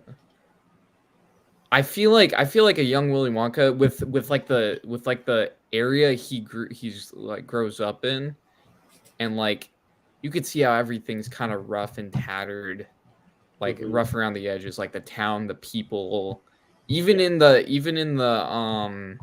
what do you call it? The Oompa Loompas? God. No, not the Oompa Loompas. What was I gonna say? Who played Jack Sparrow? That's an embarrassing question to ask. Who played Jack Sparrow? Oh my God. Johnny Depp. Oh my God. I was blanking for a second. Even in the Johnny Depp movie, they had that aesthetic done really well. Mm-hmm. And I feel like it should be like that. And I feel like Timothy Chalamet, even in the original too, isn't the type of person you'd want to be casting for an environment. Yeah. Because he looks too chiseled. He looks out of place. You know? Yeah. I don't know what it is, but I like how they're going into his backstory. Yeah. I feel like a prequel is interesting. I don't know how I feel about the chocolate cartel idea yet. I feel like that's... I didn't catch that in the trailer. Yeah, they were saying like no one can make chocolate because of the chocolate cartel, and it's like this group. It's like this council of like candy makers that own the place, basically. Gotcha. I feel like that's a little overboard. I feel like that's a little see. unnecessarily. We'll see. How I feel like it would have been fans. better as like a rise to fame kind of thing instead of like him trying to take down the chocolate cartel. Because we know how that ends up. Yeah. He becomes the greatest chocolate maker anybody's ever seen because we've seen the other movies.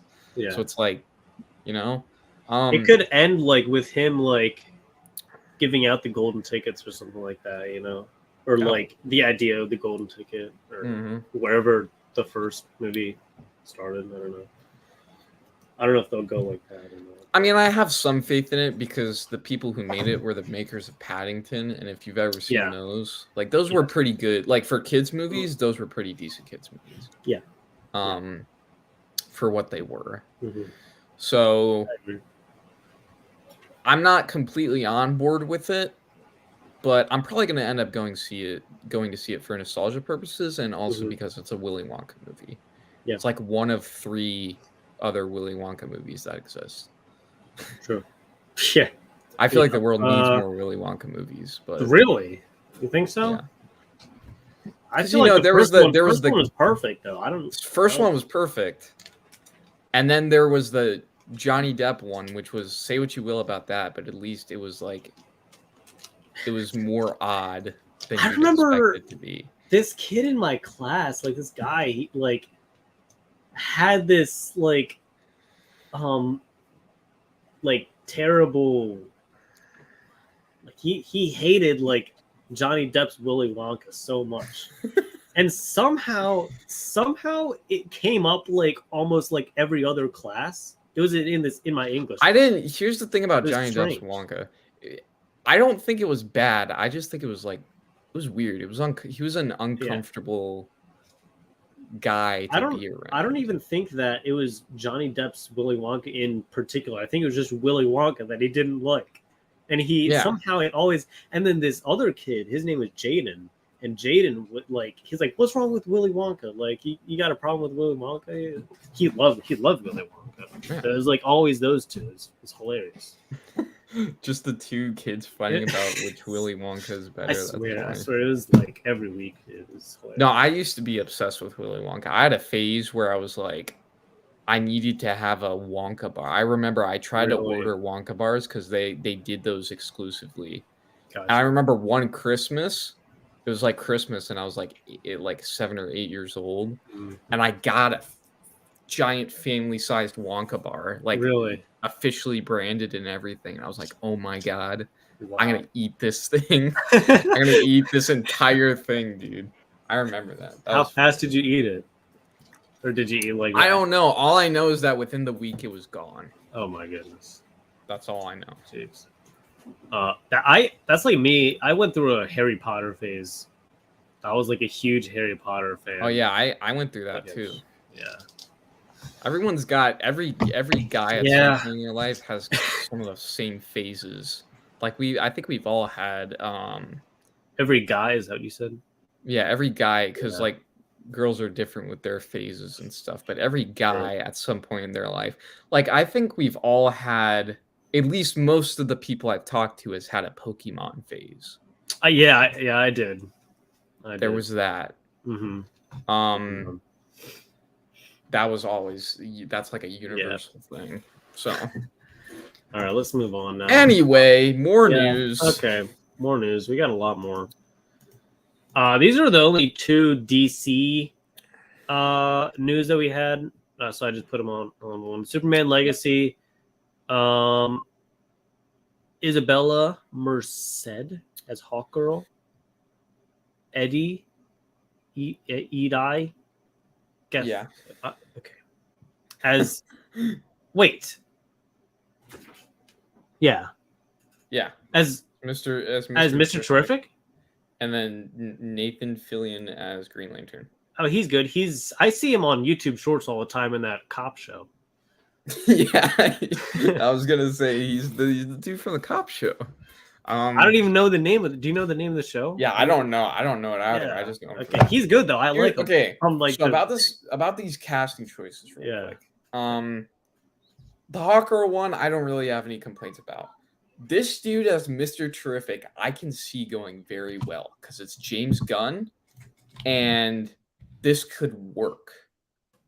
This could really work because Mr. Terrific is like a weird, obscure character, but this casting choice, I feel like he needs to bulk up a little bit. Don't you have that Mr. Terrific cover of Alex Ross cover? No, not the Alex Ross cover, but I have his first appearance. Oh, that's it. Oh, that's I have his first appearance. Yeah, Eddie looks good. I feel like I feel like he just needs to bulk up just a little bit. Just get some. Maybe they'll put a muscle suit over him if he gets in costume. Maybe I don't know. He's got like a kind of. But I feel like he can pull off Mr. Terrific. Yeah, probably. Yeah. So he's not like totally skinny. He's pretty. He's pretty cool. He's pretty. Yeah. It's gonna be interesting. Yeah. Cool. It's gonna be interesting. Yeah. And then there's Gal Gadot. Yeah, Wonder Woman 3. James Gunn, Peter Safran. I can't say anything about that. Oh. Because Wonder Woman 2 was absolute doo-doo. Yeah. And the first one's the only good one, but like the person, I forgot her name, the director, she knew what she was doing with Wonder Woman when they did the first one. And then the second one got taken over by the studio and it got butchered. And Wonder Woman was directed by Patty Jenkins. Yeah. She did I think she did the second one too, but it got taken over by the studio. Like the first one was like her vision. The second one got completely and utterly destroyed. It was like a concoction of something. I don't know. Yeah.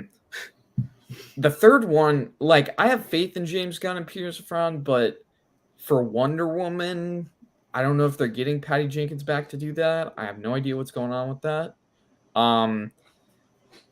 They need to make it more like the first one in order for people to care about it. True. Yeah. Because if they market it and they make it look like the second one, people are going to say, okay, not going to see this because this is basically just the second one, but it's probably going to be worse. Yeah. Right. That's what people are going to think about it when they see the trailer and it's all colorful and it's like they start making jokes and stuff. Like a Disney movie, you know, like a Marvel movie.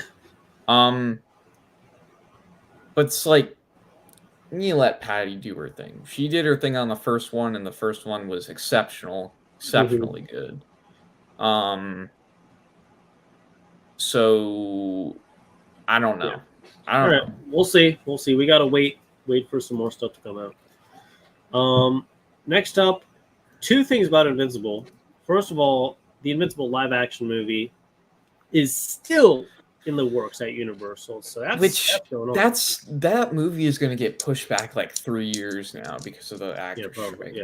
By the way, all these projects we're talking about aren't probably going to happen until like 2 years from now, maybe later because of the actor strike. It's a whole mess. And the second season of Invincible is coming out November 3rd. Yay! Supposedly. Thank God we got a date. Yeah. Jesus, it's been long enough. For sure. It's been too long. It's been way too long. Yeah, all that stuff was like a couple years ago, wasn't it? What? Like Invincible season 1? Oh yeah, that was before COVID. Yeah. That was like, and then people were saying like, yo, is there going to be a season 2? And they were like, yeah, there is, but we're not going to tell you anything about it now. We're going to wait. Yeah. And then COVID happened, and then when it started to settle down, still nothing. And then they were like, okay, so are you guys making season 2? And they're like, at this point, we don't know. Yeah.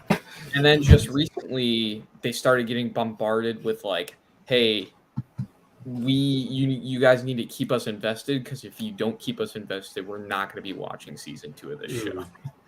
And they were like, okay, don't worry, season 2 is coming. And then they Ugh. showed the teaser, and then it just didn't have a release date. And then people were like, this looks cool, but we need a release date now. And then they were like, okay, fine, November 3rd. There you go. Yeah, nice. Honestly, I may get on this series before that comes out and start watching it. I haven't watched the first season. I'm very pumped. You'll like the first season. It's a right. it's a curveball. I'll say All right. that. All right, cool. Yeah, I'll check it out. Now we got some Spidey news. Two pieces here. This gives me chills, dude. In what way? What kind of chills? This gives me like, oh my god, nostalgia overload.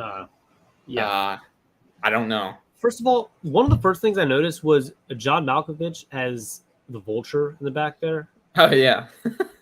That's not official. That's like a fan-made poster, but it's like, I know, but it's cool though. That's what the casting choices probably would have been if they did the Spider-Man 4. So Thomas Hayden Church says he's heard rumors that Sam Raimi is developing Spider-Man 4. Rumors. He's heard rumors.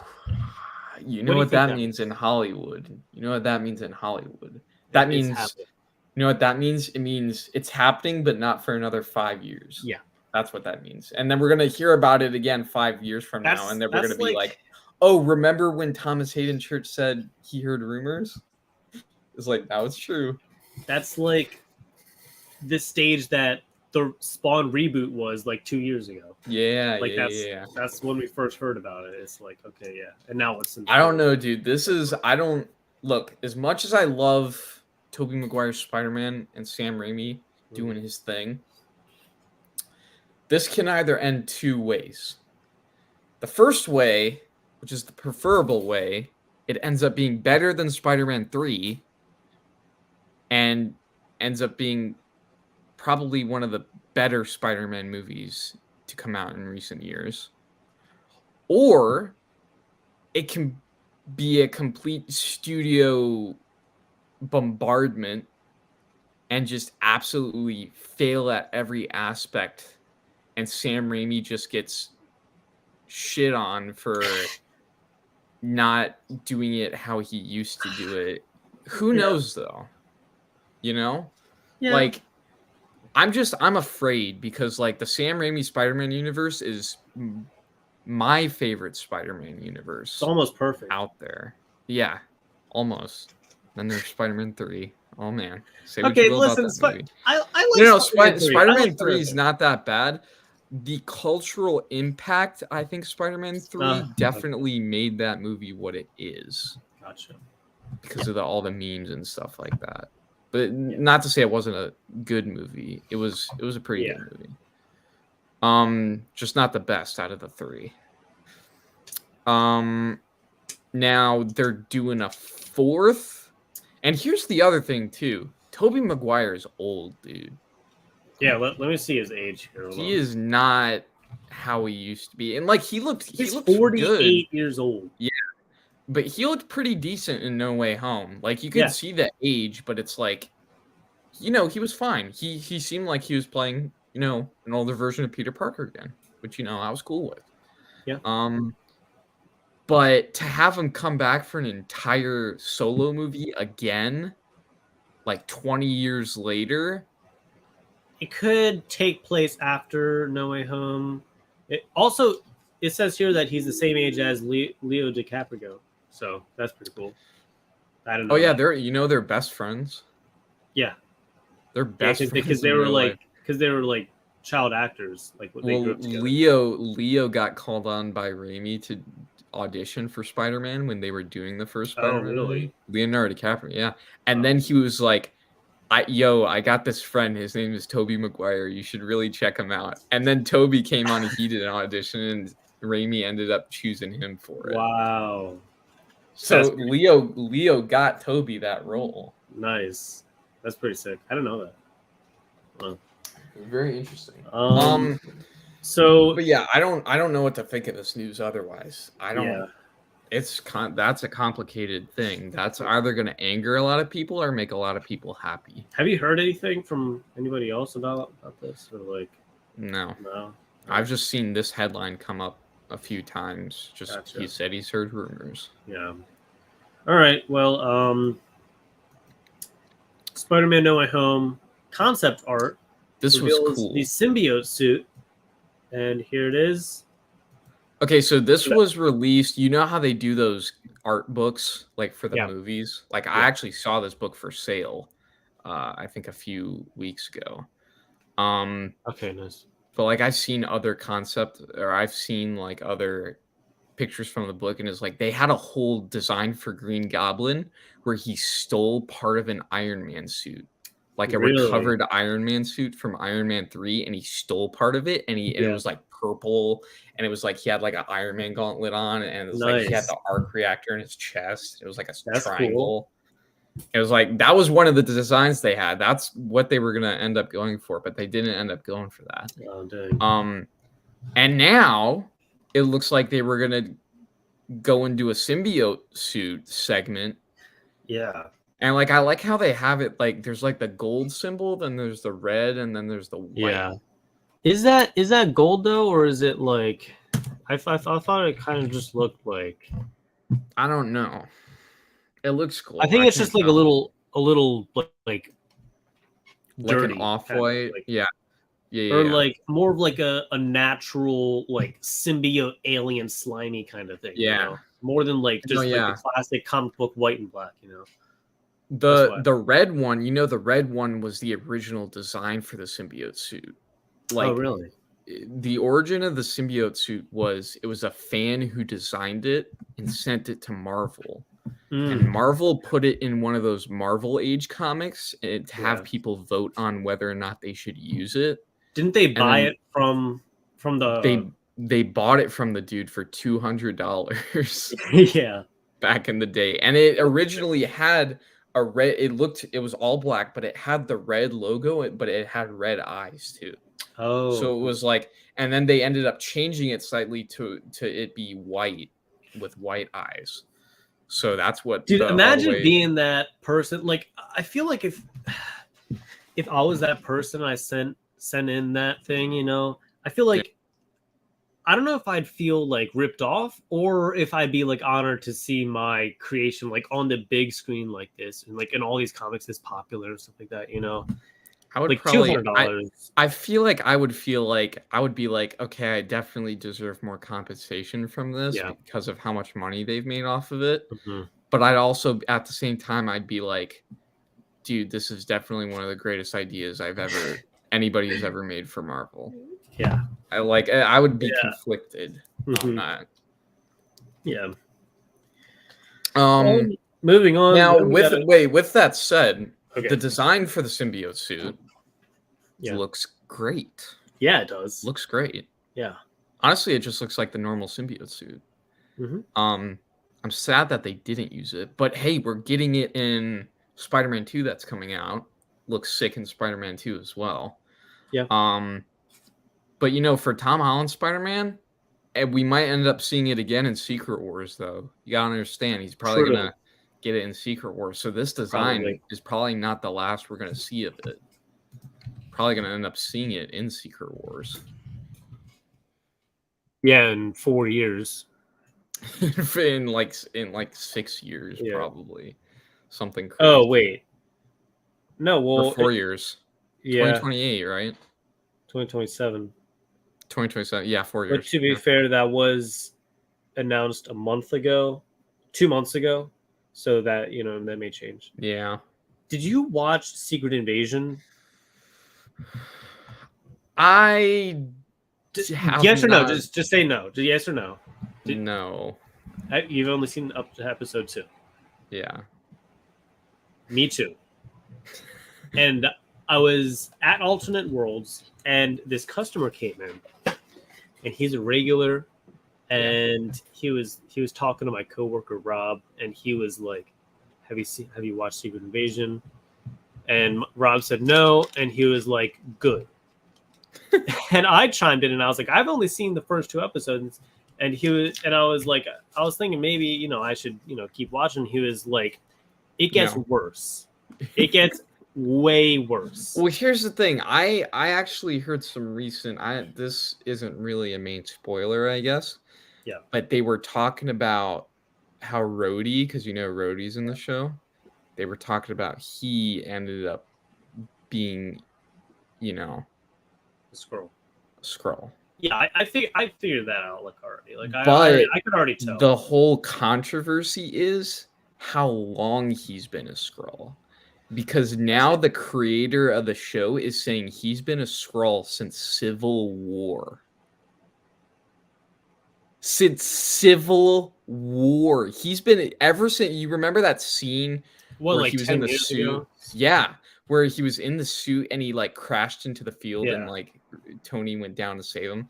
It's He- like did ever he since die there or something, or like no, and then no, he didn't. But it's like after that, every single time you've seen him in the exosuit, because you know he was Yeah. walking around in a little bit of an exosuit for a while. Yeah. That's him just pretending, and he's a Skrull. That's what the creator of the Secret Invasion show said.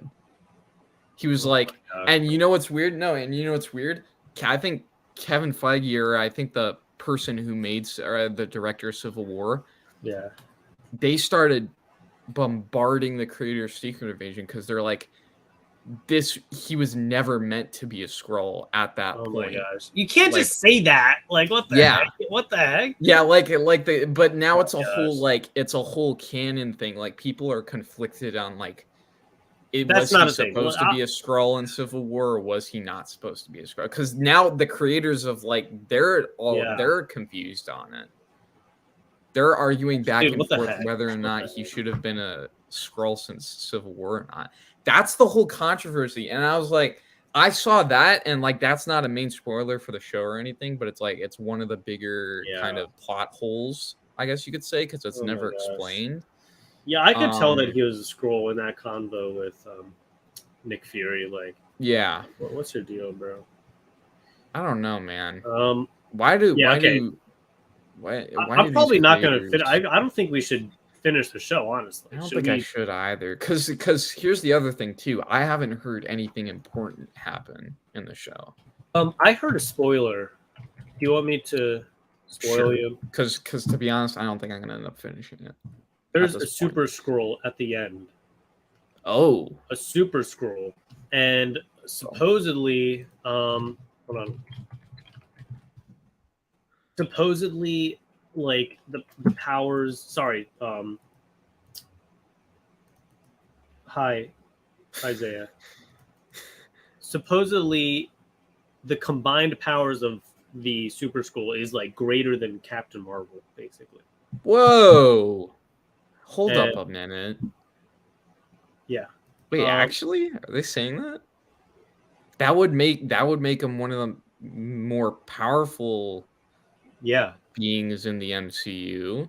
A Secret Super Invasion Skrull? currently has 55 on Rotten Tomatoes and 52 for audience. Is that Tom Spidey? Yes. Yeah, it is. It's the concept art from No Way Home. Yeah. Anyways, so yeah, that's what the regular told me. Like I get Super Skrulls are like powerful, right? But powerful in Captain Marvel. Secret Invasion. She held her own against Thanos too. So like powerful in Captain Marvel would make a Super Skrull be able to beat Thanos. Yeah, it was the last episode too. I think. And if that's so, where were the Skrulls when Endgame was happening? Like I thought they were on good terms at that point. Why not just like get one of them to like be like, hey, send your best guy to come and help us, you know? Yeah. Like yeah. especially Captain Marvel was there and she knows them. Right. Man. What did Secret Invasion do, bro? I don't know. Messed dude. up everything. There's so many Yeah. plot holes with that show. Now, talk about plot holes. People complain a lot about other Marvel shows having plot holes. I don't think I've seen as many plot holes as Secret Invasion. And we So like far? the first 2 episodes, we had like high hopes for it. You know, Mm. we were like optimistic. No, the about- first 2 episodes were good. Like I liked them, but for whatever reason, they decided to mess with canon events. I'm gonna start using that term more now. Okay. Canon events. And they Thank you, disrupted Isaiah. everything. Harper Nitro, you look like $1 million. No homo. You don't have to say no Okay. homo. You can I say don't- you can compliment a guy. I like this shirt actually too. It's kind of soft. Yeah. It's like, it's Did you know I bought a Barbie fit when I went to go see Barbie in London? Bro, no wait. Do you have a picture? I do. I could send it to you. Yeah. I have Can a we show it on picture of me stream? standing in the Barbie box. You know the boxes at the movie theater? Yeah, send it to me on Discord and I'll show it on stream. All right. Oh, man. Gotta make sure I got it first though. Yeah. After that we can move on. We only got we have 3 more pieces of news. And then we're talking about Oppenheimer. Oh man, dude. Actually, you know what? I don't think I have it currently. Oh, okay. Yeah, well, I don't have it right now. I have it. I think you know what I did? I transferred all my London photos onto my computer. I don't have Discord on my computer. Okay. So it's like I gotta. That's all right. That's right. Like get it back. But I do have a picture of me with my Barbie fit. I got it for next week. I put it together for $30, like 10 minutes, like an hour before the movie. I was like, let me put this on real quick, and like we went in Barbie clothes. All right, let's move on. Yeah. Move on from Spidey. These are more Spidey. Look at that. Okay. This is all the writer's strike stuff that we've accumulated. Oh my. Oppenheimer, is it good? No, it's trash. I don't know, bro. You tell me. Okay, so let me read this thing that I heard that I saw. I saw this on YouTube discussing film. The studios and streamers reportedly have no intentions of negotiating with the Writers Guild for several more months. The end game is to allow things to drag on until union members start losing their apartments and losing their houses. What? The executive tells Deadline. That's horrible. That's like... Oh my God. They're trying to run them out of Hollywood, dude. Yeah. What? Isn't that crazy? Dog, they're not going to keep living off of your BS wages, man. This is... Did you read that when I sent that to you, or is that the first time you saw this? That's the first time I saw that. That's messed up. Yeah, that's like straight up like villain stuff, man. Isn't that crazy? Oh my God. No, you know what I did see? You know what I think is the most like badass thing I've seen come off of all of this? There's a Bryan Cranston went out to support the actors strike, right? Yeah. He did a speech and he called out like the CEO of Disney. Really? And he like went in. I think he went into character for that because he was pissed, dude. Really? He was. I want to see that. You gotta look that. If you look up like Bryan Cranston like Writers Guild speech, he's just like it's outside. He's standing at a podium, right? And Bryan Cranston's out there and he's just like yelling like he's mad. Yeah. Okay. He's just like yelling. Yeah, he starts calling out the Disney CEO, and he's like, "This shouldn't be happening." We can't, dude. Because I remember watching that. That came up one day, and I was like, "Oh my God!" He pulled out Walter White for this one. Holy Jesus! All right, ready? Mm-hmm. Let's go to Times Square now, where Bryan Cranston rallied his fellow actors on day 12 of the SAG-AFTRA strike. We will not be having our jobs taken away and giving to robots. We will not allow you to take away our dignity. You hear him, dude? Yeah. Look, everyone's there. Michael Mann is there. Wow. Who's been cast to play Snow White in the Disney live-action remake. I say, if I'm in there 18 hours in a dress of an iconic Disney princess, I deserve to be paid for every hour that it is streamed online. Actors and writers. Wow. This is the do or die moment. It is just simply time to make things right. We're fighting for integrity, respect, and honor. Dwayne "The Rock" Johnson wasn't at this morning's rally, but he did make a 7-figure donation to the SAG-AFTRA Foundation to help union members who are struggling. It's a historic donation, but a lot of people are wondering why Hollywood's biggest stars haven't been hitting the picket line. When you have someone like George Clooney or Julia Because Roberts, they're like, okay, so here's the people difference between the actors we just saw who are rioting, like, or like going to the picket line for this, and then the actors they just showed, like, who are literally making millions of dollars off of movies. There's a difference between the A-list celebrities and like the mid-tier celebrities, you know? Yeah. There's like a big difference, right? And people don't realize there's that big difference. They just think they're all the same, but they're not. Right. Because like people like Steve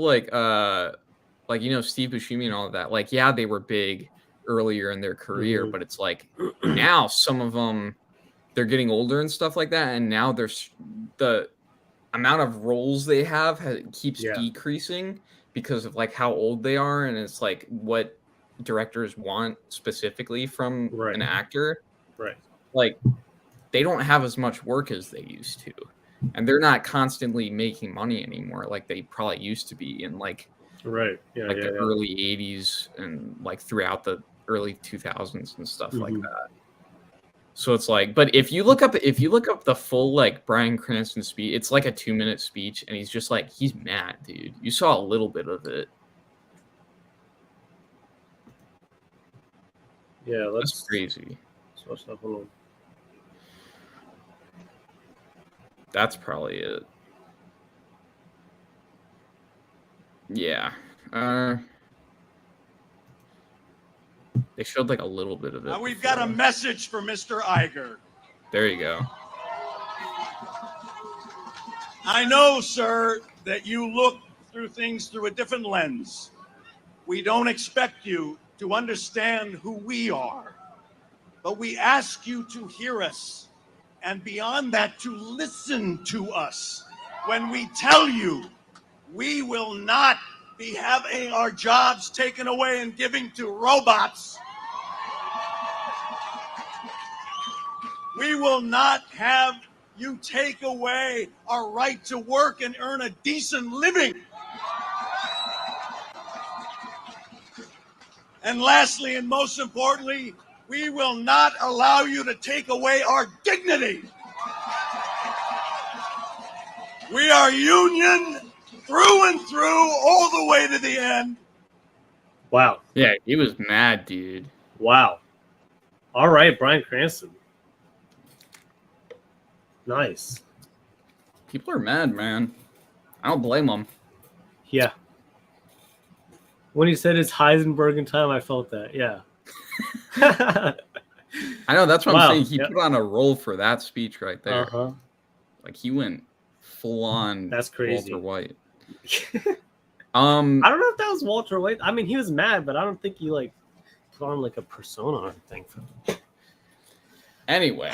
Okay. So yeah, and then these three are like everything's delayed. Everything's delayed. Yeah. We already knew though Beyond the Spider-Verse was going to be delayed because it's like no way they're making a whole movie by next year when the previous movie they made took literally 3 years to make. Yeah. So it's like, you know, it's like we knew it was going to be like 2025, but now they're thinking like 2026-ish, which is crazy. Yeah. And the Craven movie, which I was previously excited for, but not after I was a little. I don't get the Craven movie though, because it's like the movie's done and they had a release date set. Yes. And it's like, oh, okay. And they're like, thank you. Bye. Did you order ice cream? This is homemade ice cream that my mom made, bro. Man, can't be as good as the we'll see. the brownie cake that I had earlier, you know? Anyway, so the whole thing with the Craven movie is that it's done. It's ready. Like they have like October 6th, ready to show it in theaters. It's that's done, only right? That's a couple months. But now they're pushing it back till this time next year. That's man. What's up, Tazboy? By the way, yeah. I don't know. Like, what else is there to do? Heisenberg. Yeah. So yeah. Anyway, that's strange. It's just a load of BS. People like this over here in the little blurb of text you see up there to the top left is like executives like that are the problem right now. Yeah. And it's just something, it's just like it's going to be a whole war of just people saying stuff to each other until it all settles down eventually. Deadpool 3, it says officially stops production. Oh yeah. Stops. Halted. Probably because like Hugh Jackman and what's his name? Ryan Reynolds are out there right now doing stuff too. They better. Like, you know what happened when I was talking about the red carpet for Oppenheimer earlier? The cast, like all of them, they left the premiere. Yeah, I knew and that. they just left and they just went to go start protesting and stuff. Yeah. So like after they did all their pictures and stuff and they announced the movie, they just left. They didn't stay to watch it. They left and they're like, hey, we're gonna go protest now. So anyway. Yeah, Wolverine is in it. Did you see him right there? That's he's probably like the biggest piece. Isaiah, man. That's probably the biggest piece of news to come out of the last month and a half, dude, for comic book movies. Is Hugh Jackman returning. Oh, brother. All right. Well. Dude. Mark Margolis passed away. Was it today? Yesterday, probably? Yeah, it was today, I think. Man. Scarface, the top left there. I didn't even know he was in Scarface or Ace Ventura. Scarface, Ace Ventura, Hector Salamanca in Breaking Bad, and also Requiem for a Dream. Requiem for a Dream. Dude's a legend. Yep. Spider-Man 2 comes out in 72 days. Nice. Yep. Crazy. That's crazy. That's crazy. How old was he? I think he was 83. Wow. Man. Yeah, wow. You know what I said too when I first heard this news? I said, there goes my dream of getting the entire cast of Breaking Bad to sign my Breaking Bad book. True. And well, the one guy from Breaking Bad that helped him at the end get the he helped them wipe their identities and send them to Nebraska. Oh, that yeah, guy, he died. Passed away. He died earlier. He died right after they got done with El Camino. Yeah. Oh, that's right. Yeah, I remember he was in that. Yeah, he died right after they got done filming El Camino. So that was actually no. You know what's weird? He died on the day El Camino released. He died on the release date. Was he able to see it? No, he wasn't. That was sad, dude. Dang, yeah, that is. Now we've lost another. Rest in peace, Mark Margolis. I gotta rewatch. That's so funny that he's like the landlord for the apartment of Ace Ventura. Yeah, I didn't know that at all. And he's in Scarface? Isn't he the one with the bomb? Right, he controls the bomb under the car. Yeah, he does. Yeah, that's sick. Man, legend. You got to see Requiem for a Dream, man. I do. Crazy. That's another. I have like I said, I got a list of movies, man. It's on Tubi. You got Tubi? I think we might. I think I might. I don't know. Hey, maybe. Tubi, by the way, like Tubi's like the spot for independent like filmmakers. Yeah. Because like I could literally put a comic in Fantasyland on there. It just has to like meet requirements for like quality and like video, like the resolution has to be okay, stuff like that. But I was looking through their like requirements. It's like you could upload like whatever. I mean, you got to make sure it's like not like porn and stuff. Something on there. yeah. But yeah, that's so it's on there. It's free with ads. All right, see you later, Tazboy. Thanks for popping in. Appreciate it. All right, and the last piece of news, which is nice because it rolls us on to Oppenheimer, is the fact that Robert Pattinson gifted Christopher Nolan a book about Oppenheimer. Who would have thought Batman is the reason Oppenheimer exists? Right, I know, right? Ever think about it that way? Yeah. Like with Christopher Nolan doing the Dark Knight trilogy and everything too, and then having the new actor for Batman be like, hey, you should make this movie based off of this book. And then Oppenheimer, or not, Christopher Nolan was like, you know what? I should make this movie based off of this book. And he went and he did it. Yeah. Are you going, Isaiah? Are you going? He's probably going, yeah. Well, thank you. I appreciate that. Hope you have a good weekend too. Yeah, that is pretty crazy. That is like that, man. Yeah. It's right after they wrapped Tenet too, and he gave him the book as a gift, as like a wrap production gift. Gotcha. He was like, "Yeah, that's." Christopher Nolan was like, "Yeah, that'll be my next movie, man." Oppenheimer. Yeah. Which we're going to talk about. Yes. Right now. So all right. Spoilers if you haven't seen it, but I don't know why you haven't. Oppenheimer it's been spoilers. Out for 2 weeks already. Yep. All right. So, Oppenheimer. Can I just say this right off the bat? Go ahead. Also, Isaiah, hopes you have a good weekend, by the way. Favorite biopic of all time. One of my favorite movies of all time. Right off the bat, I'm going for it, dude. One of your favorite movies of all time? Yes. It's in my top 5 now. Yes. What? It is. I stand by that.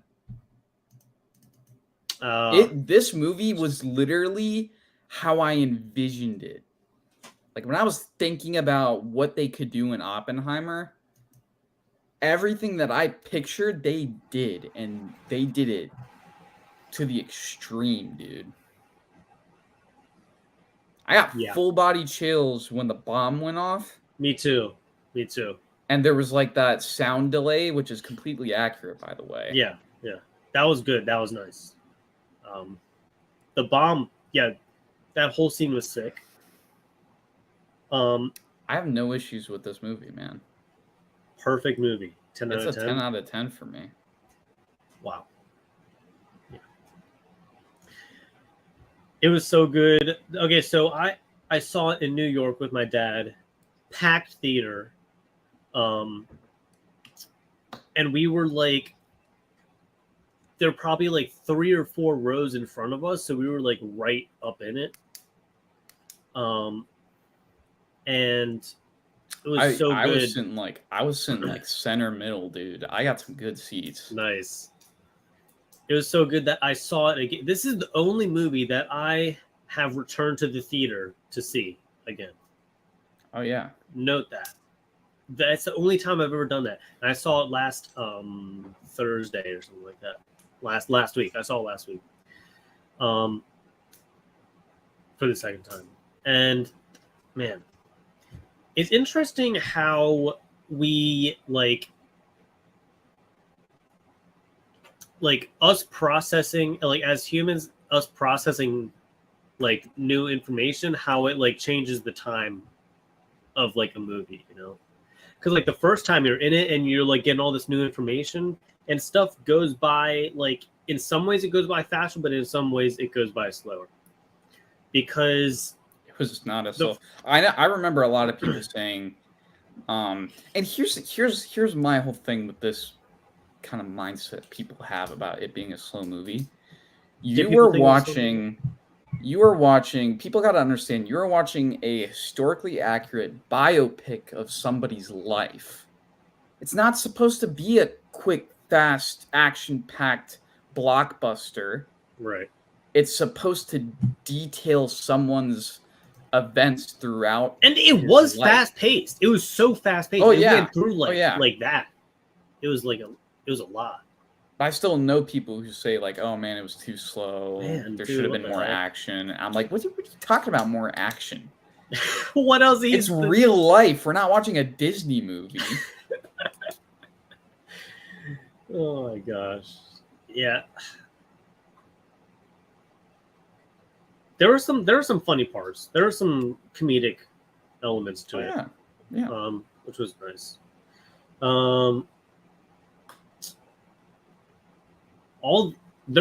I had no problems with the acting at all. The acting was so good that I didn't even like. There think better be that they some. were acting. There better be some Oscars in Cillian Murphy's and Robert Downey Jr.'s future. Man, at least those two. At least.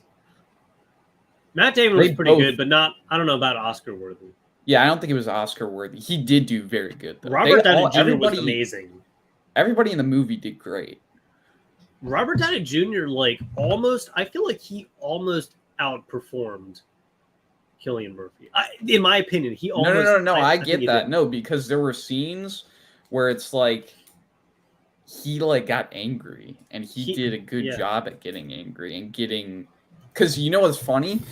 The entire court thing at the very end, where they were trying to determine whether or not Oppenheimer should get his permit to be allowed on government grounds again. Isaiah Florence Pugh is in it. Or Perot or something like that. It's one of those two. Pugh. It's Pugh. Florence Pugh. Right? Yeah, it is Pugh. Yeah, you're right. Pugh. Okay. Yeah, she is in it. She was great. She was great in it. What's her name? Emily Blunt was great in it. Yeah. Roderick was in it. Yeah. Roderick? Yeah. He was awesome. Just for like a quick. Yeah. Let's see. Yeah. I have no issues with this movie, dude. Yeah, I'm going Jr. You could feel the classic RDJ energy. He feels like Louis Strauss, the character Louis Strauss. His whole thing towards the end is he feels like he's in control because he knows people who has dirt on Oppenheimer. Yeah. And his whole thing is that he feels like he can take down Oppenheimer. Mm-hmm. But the whole twist was that Oppenheimer had friends of his own. Mm-hmm. That one guy from iRobot, I forgot his name. Oh, yeah.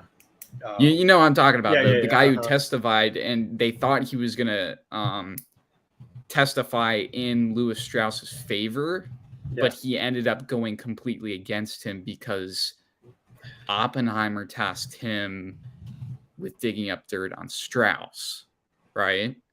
Yeah. Pulled a little bit of a trick there.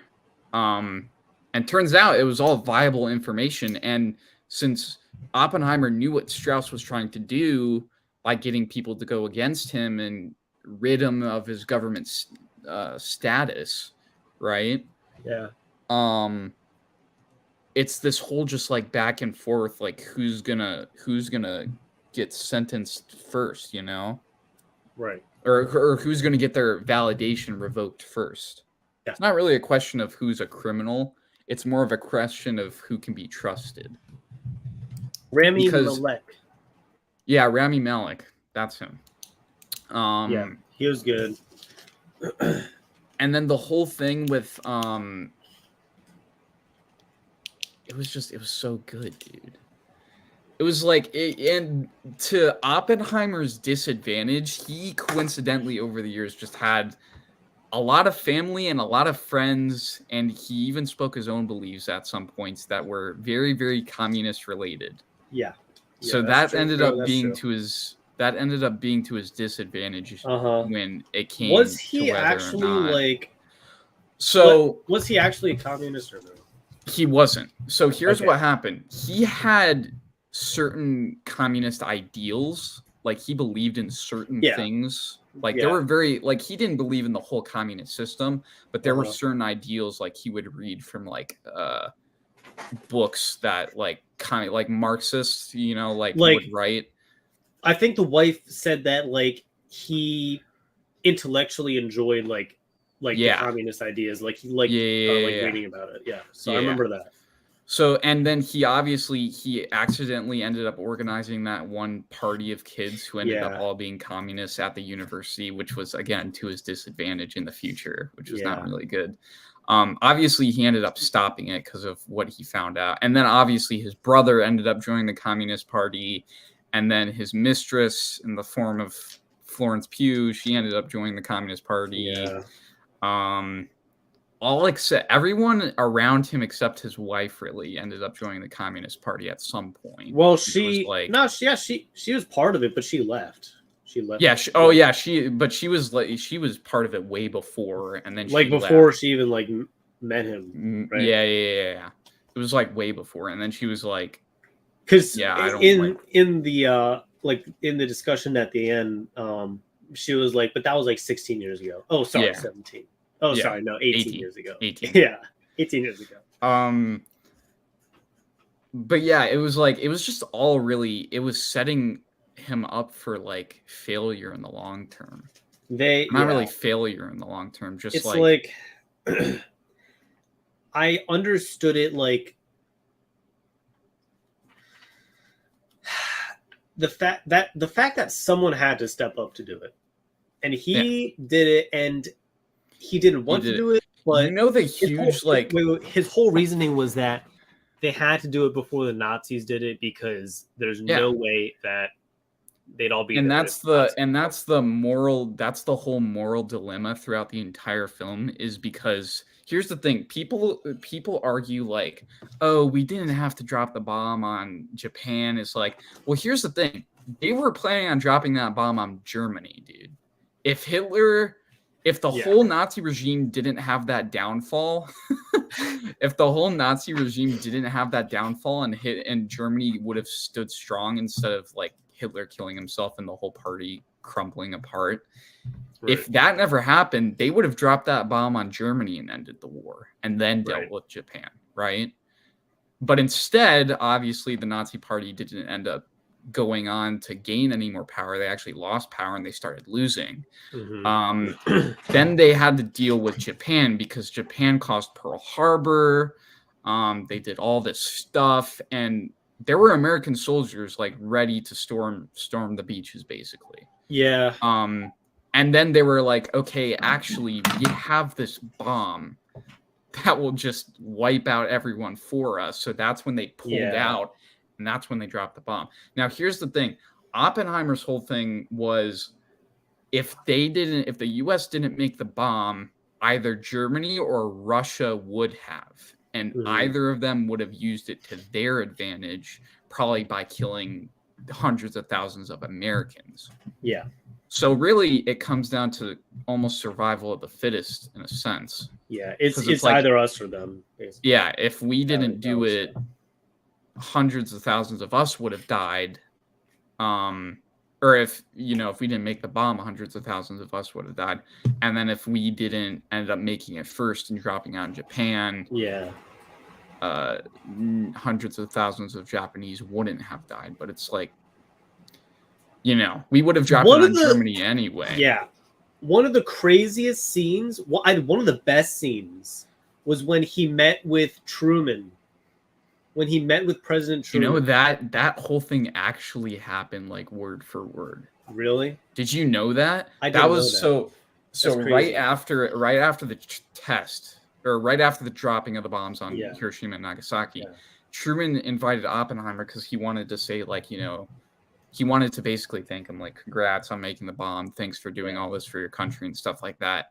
And Oppenheimer went in there and he started like expressing his true feelings to Truman. And he basically said, okay, I don't like what I did. I don't want to celebrate it. Yeah. It's a horrible thing to celebrate. Yeah. And Truman basically said, this isn't about you, basically. This isn't about you. I was the one who dropped the bomb. You did jack shit, basically. Well, other than creating it. Because he said that the people that were in Nagasaki don't care about who made the bomb. They care about who dropped it. Oh, yeah.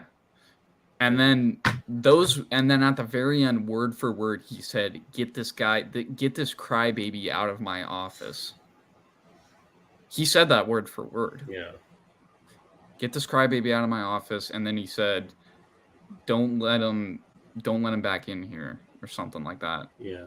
Like get him out. And he waved the tissue out and of his handkerchief. Yeah. Also, Isaiah, to be free, by the way. Guys. I think some of the best scenes was when he would hallucinate about the bomb going off. In the crowd, remember when is that what you're talking that about? That was crazy scary. That was intense. He was like stomping on burned bodies, he was walking over burned bodies, and everything was just like white noise to him, and he would see the light from the blast.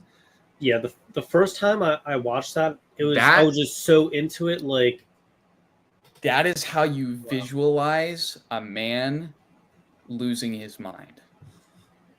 And he was like only saying like what the audience wanted to hear. Right? Yeah. Oh yeah. He's like, too bad. And that's why he chose to say all that stuff in front of Truman, because like if he would have said all that stuff in front of an audience of people, he would have just been like bombarded with like anti, you know.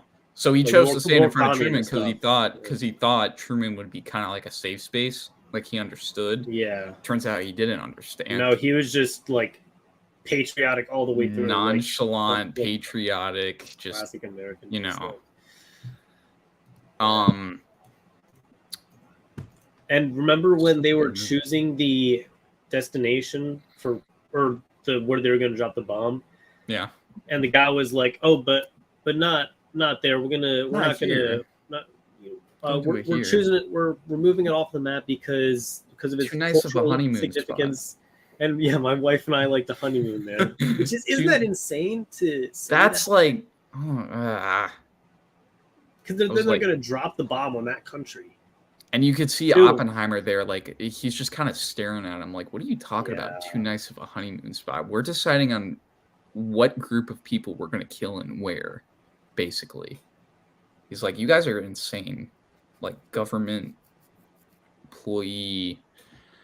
I like the whole dynamic between all the scientists and everything, because remember they had different ideas. Remember that one dude with the hydrogen bomb? Because they made the atomic bomb, right? Mm-hmm. Not the hydrogen bomb. The hydrogen bomb came later. Yeah, but I thought that was a really good kind of like side plot, because it was like whether or not they should overdo it.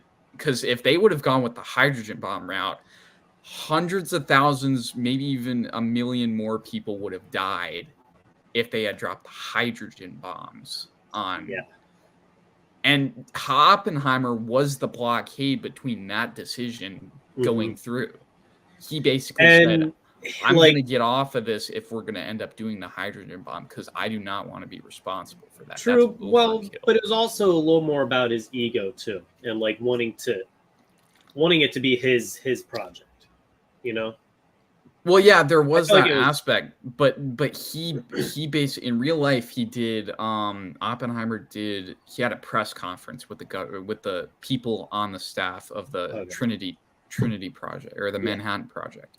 He basically said, "Look, we have this idea of the hydrogen bomb, right? And the hydrogen bomb has a 10 times bigger blast radius. It's going to end up killing hundreds of thousands of more people."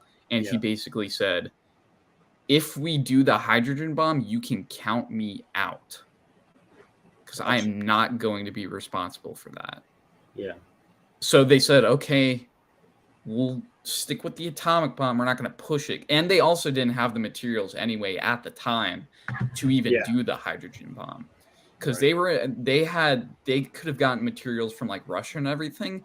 But since Russia and the US weren't technically they were allies during World War II, but it was very tense because they were also the Cold War obviously happened directly. It's like the enemy of my enemy kind of deal. Yeah. So, and they were going to get, some supplies from Russia, but once Russia found out they were developing a hydrogen bomb, they would have made one first. Because as we found out earlier in the film, Los Alamos. They had already been doing bomb tests. So, Yeah. like, they had a weapon. Yeah. They didn't know to what scale. They had a weapon. Wait, And when we found that out later in the movie? Like when? No, do you remember when they were all at that? It was Louis Strauss and Oppenheimer were in the room. He They were showed all the at that graph? round table. Yeah, and they showed the graph and the seismologic, and they were like, Russia has a bomb already. Yeah. So we're like, we need to get this done. And that's the whole thing with the time limit on when they should do the test, because they were trying to do it as soon as possible to let Russia know, hey, we have a bomb too. It's basically a precursor to the Cold War before the Cold War even happened, right? It's like phase 1 of the Cold War while World War II was still going on. I also liked how when they were doing the test bombing, and it was like storming, he knew like that the storm was gonna break before dawn because they were in New Mexico and he knew the land, you know. And remember, he said that like if I could mix New Mexico and physics together, then my life would be perfect. Like that's the culmination, because he knew. I don't think what they touched on in the movie that I found really interesting in real life, and I don't know why they didn't touch on this, that land wasn't just available for them to use. Oh, really? Like Indians, like I forgot which tribe, but like they were settled on that land and they had to kick out like at least 1,000 Indians. And they just kind of kicked them to the curb and let them go wherever. Oh, dang. That's something they didn't touch on, which I thought was kind of like historically inaccurate. But then again, this is a biopic and Christopher Nolan's doing it, so they should put in something. But they did say that but they did say that with Truman, when he was talking to him, Truman was like, "What do you want to do with Los Alamos after the war?" And then Oppenheimer was like, "Give the land back to the Indians." Yeah, he did say that. And then he was like, "But the Russians have a bomb. Don't you think that we need to like increase Los Alamos?" Yeah, because he wanted a hydrogen bomb, dude. He wanted the project to go above and beyond. Truman wanted a hydrogen bomb, dude. Yeah. And Oppenheimer was like, "No, I'm not giving you a hydrogen bomb. Or at least you can have your hydrogen bomb just without me. Like, count me out." Right. It's crazy. It was That such was a good movie. That was such a good movie. And then I think the probably the main event we still have yet to talk about is the ending when he starts talking with Einstein. Blake. Yeah. That's probably the best ending to a movie I've seen in a long time. Really? You think so? Oh yeah. Because the whole thing is that we knew they met since the beginning of the movie. Like they showed that scene just from Louis Strauss's perspective, and he didn't get to hear what they were talking about. And then Louis Strauss went on this whole egotistical thing where he was like, "Oh, maybe they were talking about me and like how I could like end up." And that was, I get Louis Strauss had some egotistical problems. Yeah. But then finally his attorney was like, maybe they were talking about something bigger than you. Something more important.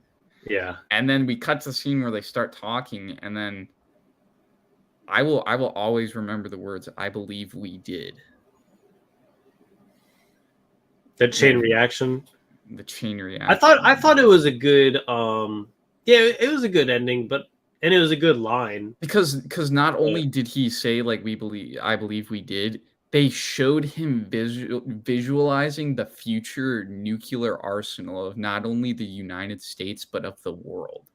Yeah. And we saw the world destroying itself with nuclear weapons when that happened. And we just ended with him just kind of looking into the camera like, "Oh my God, what did I do?" Yeah. He set off this chain reaction that just caused every country to start building on their nuclear arsenal. Right. And Hiroshima and Nagasaki was like that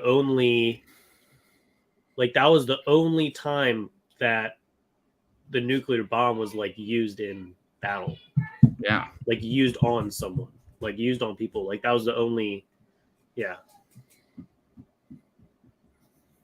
Isn't that crazy? Like since then, like we haven't but like now, like oh, dude, everyone's we're going, gonna go into a crazy. second Cold War, dude. I swear that's coming, dude. A second Cold War. Yeah. I don't know, dude. With Russia and North Korea specifically, things are tense.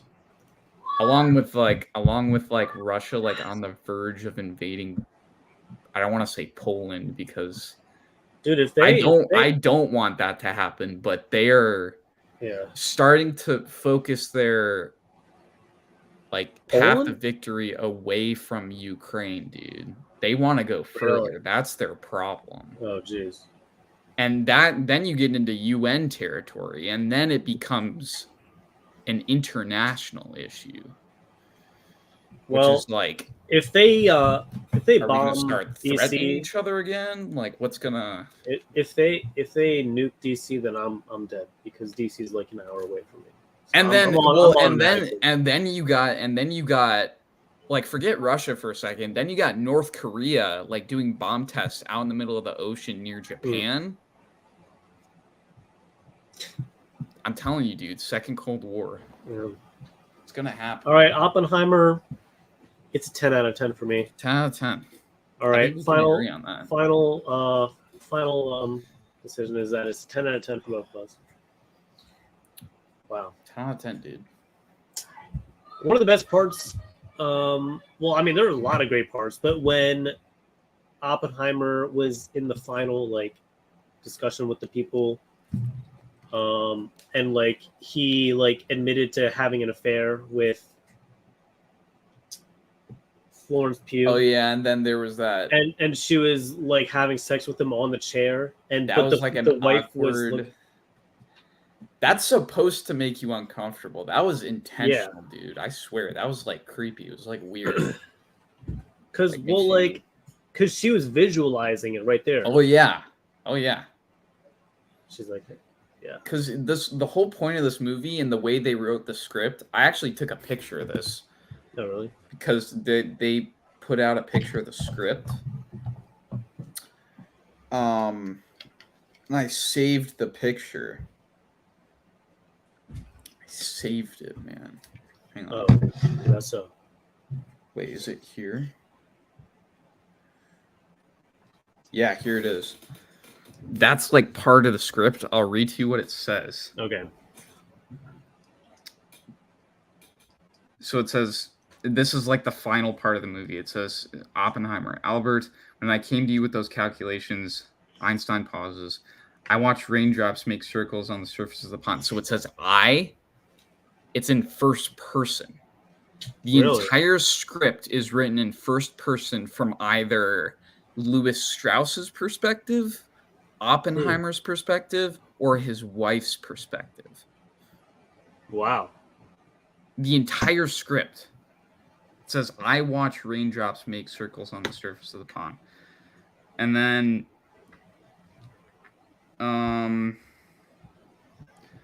it says, so this is at the very end, right? It says, close in on my eyes staring as I visualize the expanding nuclear arsenals of the world.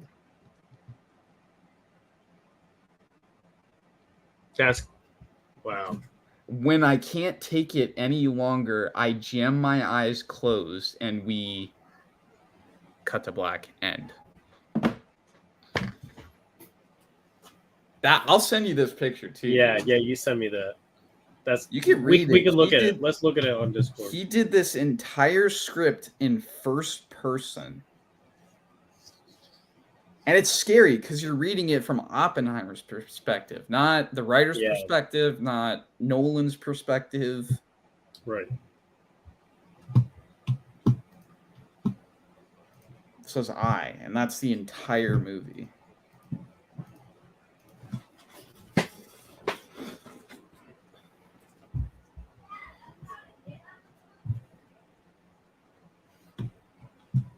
And it's like scary reading it like that. It's like very. Oh, here.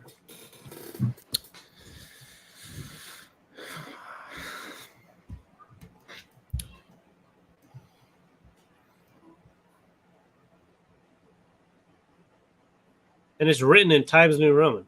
Yeah. And that That's says, weird. I believe we did. Close in on my eyes staring, my staring eyes as I visualize the expanding nuclear arsenals of the world.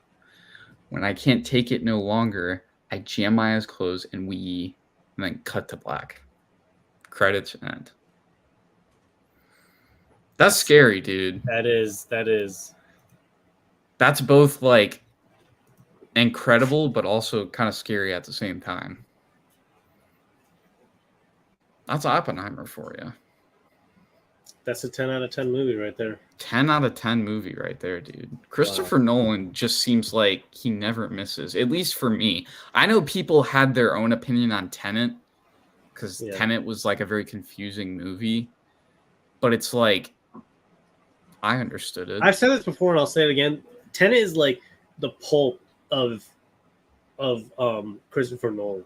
Like that's like that's just the way Twist is just it's just Christopher Nolan. That's just full on Christopher Nolan, dude. Yeah. That's literally just like, oh my god, I have this cool time traveling movie I want to do. Oppenheimer is, I feel like Christopher. So Christopher Nolan, like legendary director. The fact that it was all practical effects was amazing. Oh yeah, not one single CGI shot. And you know what I want them to do? When they release this on like 4K digital DVD or whatever, I want to see bonus features and I want to see behind the scenes. Yeah, like for sure. Immediately. Because like I want to see how they did all those shots with like, and you know what's funny is they definitely could have done it with miniatures.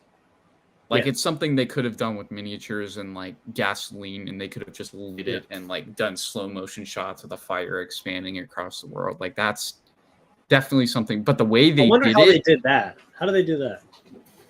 I'm guessing it was just like it was a scaled down model of Earth, but not like a globe size, like definitely like a Death Star size. If you've seen what the full size like mini scale Death Star looks like. Right. It's like it's still big. But I'm guessing they laid out like gasoline trails on the globe and then lit it on fire and then just did like a cool slow motion, because they use those IMAX cameras, you know that. And like they probably just did a huge slow motion take of like the fire like slowly expanding and like kind of engulfing the world, you know. I have a feeling, but like the way they lit it and the way they probably were on a sound stage and it was like completely pitch black. Yeah. And then they did it with the fire and they probably had to do a couple takes, but to be honest, that's practicality at its finest. I was wondering like how they got some of those shots. Like with practical effects. I love the shot of when they dropped the nuclear bomb and it was just the black background. It was just the full mushroom cloud. Just the full thing, like it's crazy, dude. That's awesome. You know what's funny? I'm going to see it again tomorrow in 70mm IMAX. Yeah. So I'm about to go experience it. In Detroit? Yeah, it's in Detroit. And we're gonna make the drive and we're gonna Aren't there only a few like in the world that wow. One of them's in Detroit. So you know I'm going. I want a physical copy of those tickets, though, dude. I don't know if I can get a physical copy of them or if my dad got them online, but I need a physical copy to like frame on my wall. You know, I told my grandparents about it, and I think they just saw it tonight. They're in the theaters right now, I think, and they're watching it. They went out and they saw it at the same theater that I saw. So they're there now. I feel like it would kind of give like older people like a little bit of PTSD. I don't know why. Well, they weren't around in 1945 when they dropped the bomb, but okay, yeah. But like older, like not yours specifically, just like older, like veterans and stuff. I mean, my great grandma, she's 98, she's still alive, and she's definitely remembers all that stuff. And you know what's funny too? You know what I find funny is that obviously Oppenheimer is doing phenomenal at the box office. Yeah, but Barbie has made over, I think, quadruple its budget. Really? Quadruple its budget. Opening weekend, it already made double profit. And as of right now, I think it's made quadruple its budget. Jeez. Yeah, Barbie. I don't think I'll see it. Oppenheimer hasn't even made that much money yet. But Really? it still made profit, like massive profit. Oppenheimer only cost 100 million. Oppenheimer has grossed over 400 million worldwide.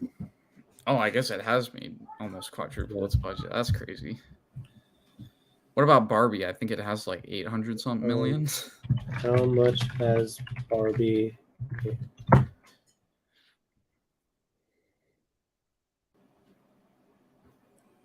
Uh, 155 million at the domestic box office. What's worldwide?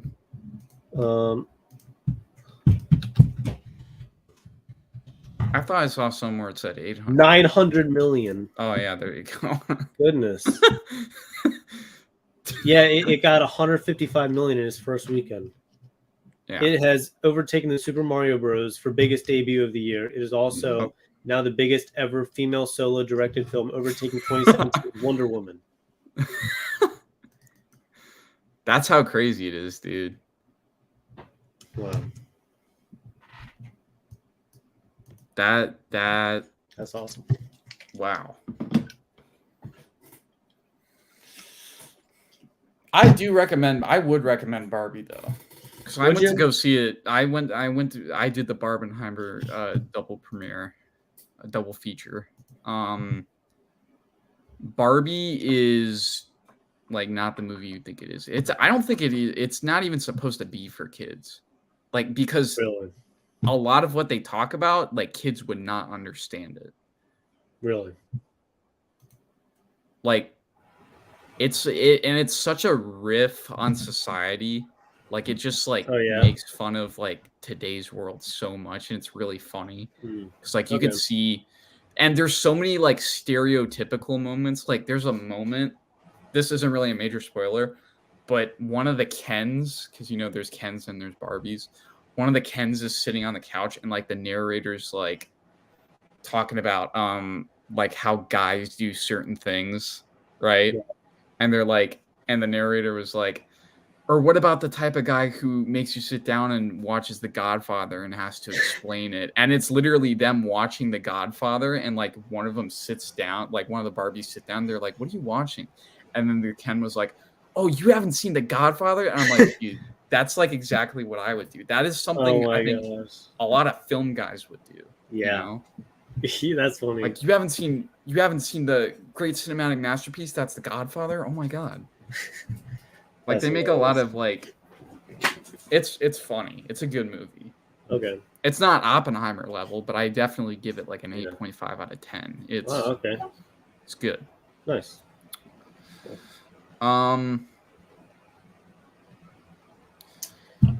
So, I guess it's cover battle time. It is cover battle time. Let's get to it. All right. Yes, sir. I don't know how many people will get in here, but we can try. We can try to do cover battles. You can ping the Discord again. Yeah, I'm sure people will roll in.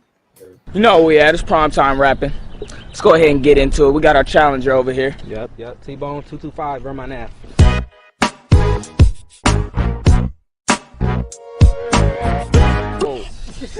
Two 225. Is that an area code or something? Put that on the map quick. Oh, shit. T-Steak. Let's go ahead and get into our main man, the champion himself. No need for introduction.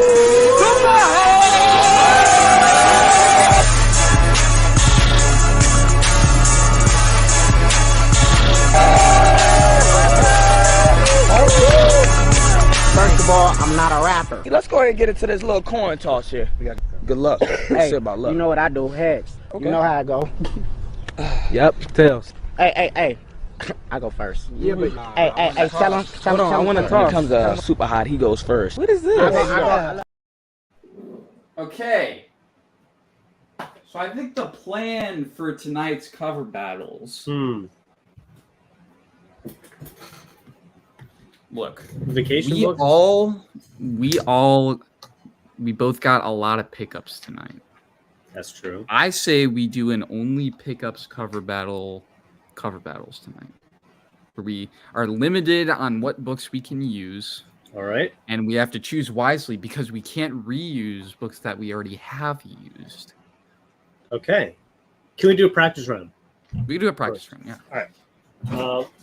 Okay. Yeah. That's good. So only pickups tonight. All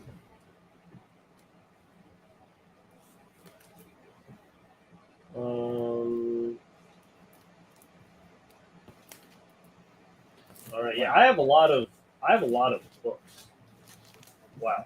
Yeah. Let me actually put these on the we ground both here. have like a lot of books to choose from, so I'm like, Yeah. True. trying to see here. Okay. I think I'll go with this one first. I like the cover. It's very kind of a classic looking book. Classic looking book, huh? Isaiah Fisher says Emilia Clarke is in Secret Invasion. Oh yeah, we know that because we've seen the first 2 episodes of Secret Invasion, dude. Where have you been, man? You've been gone more than we have. Oh, brother. All right. Let me get a cover here. All right. Here we go. I also bought this like before I left for. Oh, is that for Fallout? Yeah. Isn't that the And look, prop that it's you made? No, this is a different one I got. Really? Like it open up, like unfolds, and then like you could stick your arm through it. Dark And then, Knight. like, Hey, Dark Knight, you need to watch your manners. And then you can like do this, and you can turn it on with the button. And, like it turns on. Like you could scroll through the things and like the radio and the little dial. It's got like the cool screen thing going on here, you know. Whee. It's got like the the holotape thing down here. Where is it? Up here. Press that button. You know. Then you can like unlock the latch and you can like take it off. And like you like clip it back. Right. And then you take it and it's like it looks really cool and you can put it like back on its stand over here.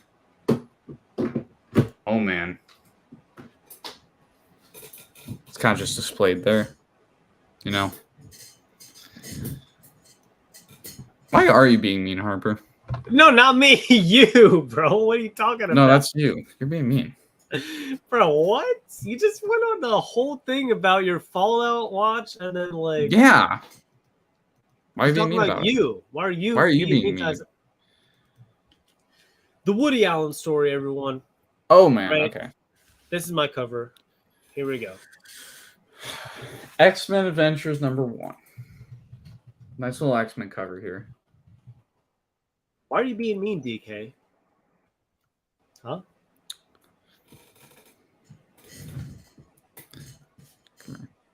What? Yeah. Huh? I can see your nose hairs, buddy. I know. That's for me to know and you to find out. What?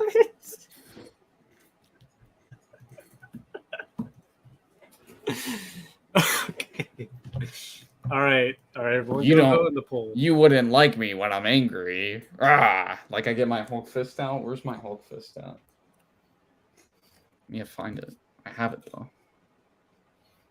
Who did this cover? This is amazing. Are you just not realizing that? What? No. Go vote in the Okay, poll. dude. Whatever you say, man. Okay. Whatever. Yeah, for everybody who is here, please go and vote in the poll. ¿Dónde está? Men's room is over there on the left. Cabrón, I need to see your boss.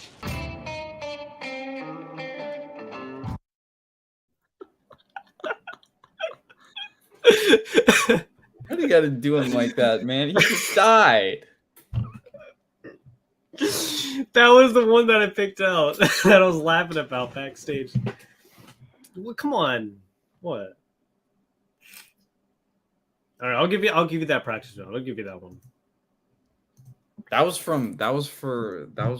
clip from Better Call Saul, I think, too. That wasn't from that Breaking episode. Bad. Maybe. That was from Better Call Saul. Yeah, I know. I knew that. I know that because I watched Breaking Bad and Better Call Saul. Shut up. And El Camino. All in chronological order. What's next, man? Oh, shoot. Yeah, pick a new cover. I just started making shorts of these streams, dude. You should. I should do that. I'm actually now. Why am I now? I don't know. Yeah, I don't know why. That was like a thing. No, I should do that. I'm gonna write that down. Hold on, that's a good idea. Make bag shorts of Friday night. Do you have like a list of things you have yet to get to? What, for videos? Yeah, or just like things in general. No. Just like projects. Yeah, I mean, I have an Excel sheet of like some video ideas, just organized. Okay. All right. So what's our next category? All right. We're just like. Next cover. Hang on a second. I need to grab something. I gotta get a haircut, dude. This is literally just a buzz cut grown out. You're trying to show more of that hairline? What's wrong with the hairline?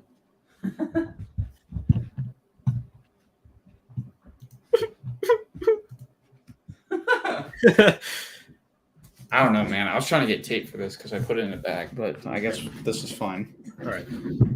What's the category? No, we just got to use books we used. What? Or we bought. Okay, fine. You just got to use wisely because you can't reuse them. So Yeah, true. you're limited. Yeah, I guess. All right, here we go. Oh, you know what we didn't talk about? I just realized we didn't talk about the U.S. Supreme Court hearing of the UFOs. Yeah, that's crazy, right? So I guess aliens are real now. Yeah, I mean, I always knew they were real, but now it's. Oh yeah. Everybody, or yeah, I knew they were real, but it's like, I find it funny how no one cares. What that like? That aliens are real. Who doesn't care? Like a lot of people don't care. You know what people are saying? Like, what? Okay, aliens might be real, but where's our what do you call it? Student debt checks, huh? Where are those? Like people are mad because it's like this would have been good news to bring out like before COVID, but it's like now people are so too worried about like the economy and the political state of the country. It's like no one cares that much. Yeah. All right, what's your book? Sheen Man #2. Got this interesting.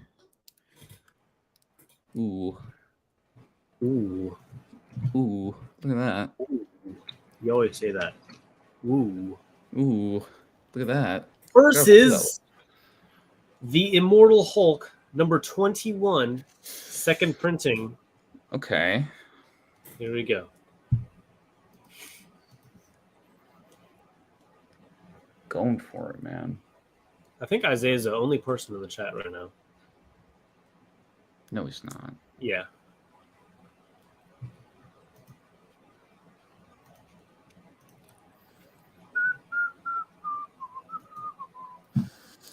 In that case, would you like if we don't get people in here for cover battles, would you want to like rank our top 5 books in our collection?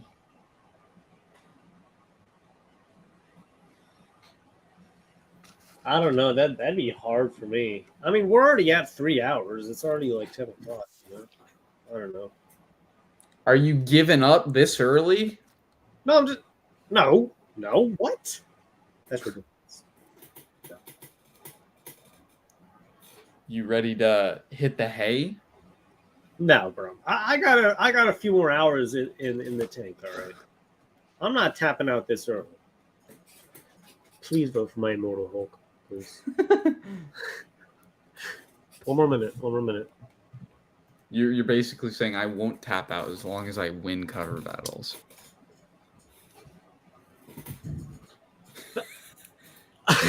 I'm not signing anything by saying that. I'm not like and you don't have to, man. Well, I'm not like saying like we're gonna do cover battles until I win. I'm not saying that.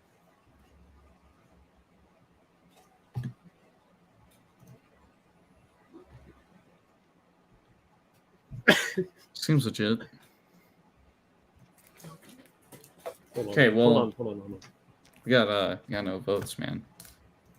No votes. That's all right. So what's the consensus right now?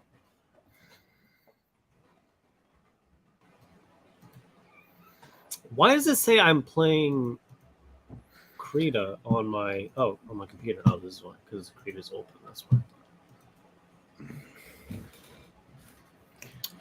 What's the consensus? No, we got to vote. Guys, I won. Anyway, guys, that's it for cover battles. Wait, no, look at the poll. Look at the poll. Look at the poll. I won. Well, who put that vote? I don't know. I got to vote though. It's a little. What do you mean? I don't know. I can't vote on my poll that I launched. I heard a lot of clicking over there. Look at your DMs. Look at your DMs right now. Look at what I sent you.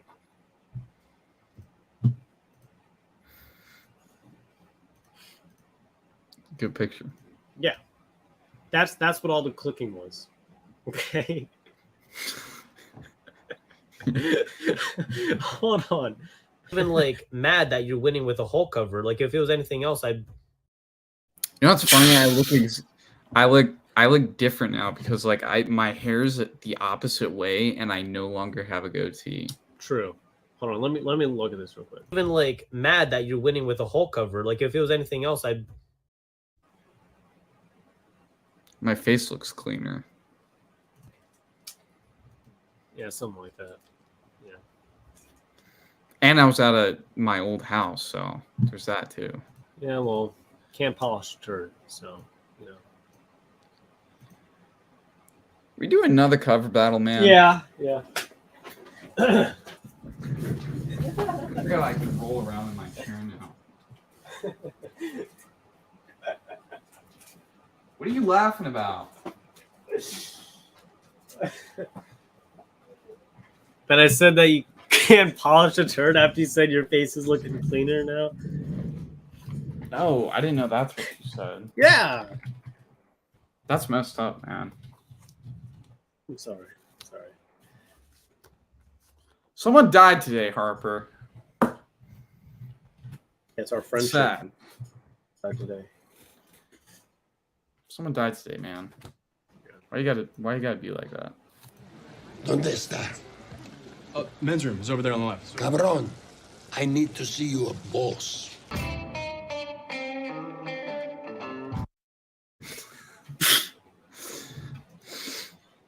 You're welcome, Isaiah. You're welcome. I'm always nice. Didn't you have to go? Didn't you say I needed to go like 10 minutes ago and you're just still here? Not trying to be mean or anything, but like I swear you Well, I mean, he said I gotta go. He said, "I hope you have a good weekend" to us. Oh, I hope you have a good weekend too. In that case, he didn't leave. He's been chatting.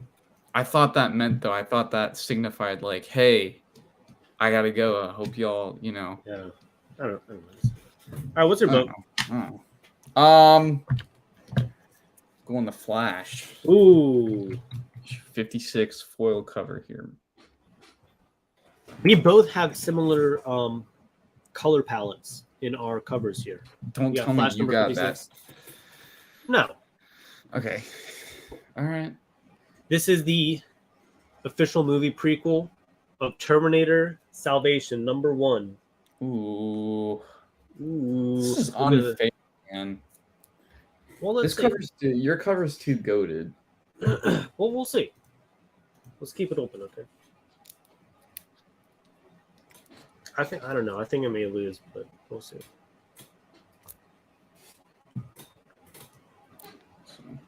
There I said, Isaiah said, "I ain't a butthead no more." Dang. Who said that? Who said you're a butthead, bro? No one said that. What the heck? I need water, bruh. Oh my gosh, dude. Go vote in the poll. Go I need vote in the water. poll. You know what? I gotta take a leak.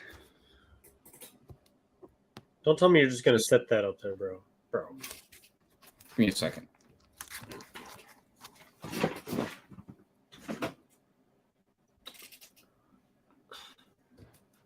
All right, guys. He probably still has his headphones with. Oh No, Did you just hang set on. them down? Oh. Right. Technical doing? difficulties. Hang Oh on. my goodness. Hang on.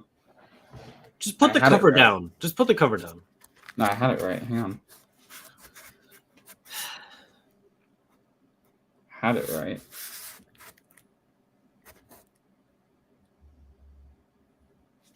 DK and Harper, stay safe. All right, Oh. thanks. You too. Oh, no. That's not gonna work. Man. Just go, bro. Oh my gosh. There we go. All right, do you have your headphones on? There we go. Okay. I gotta take a leak. Okay.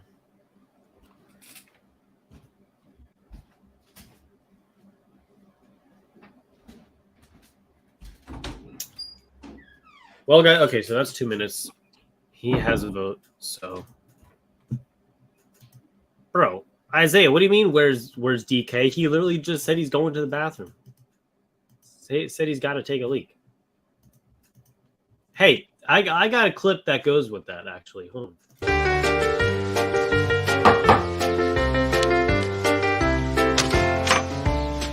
Hey. Came from my sneaker. All right. What happened to you?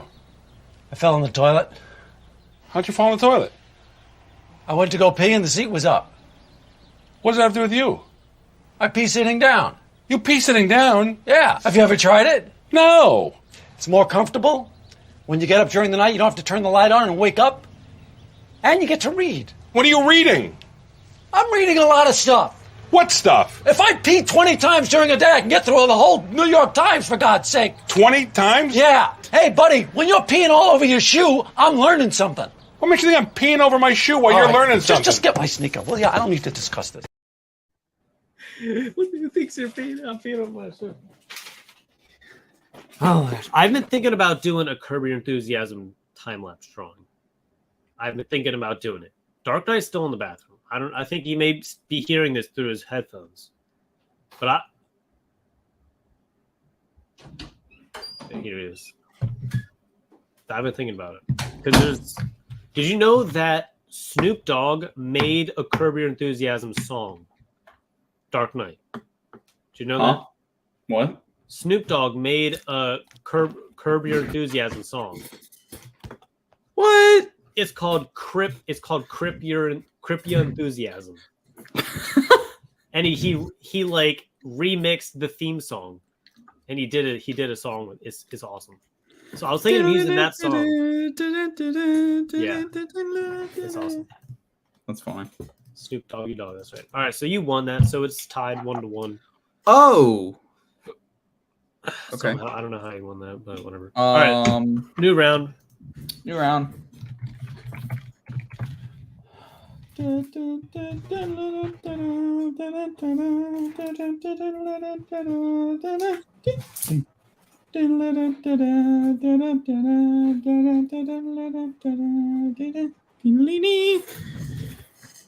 Right.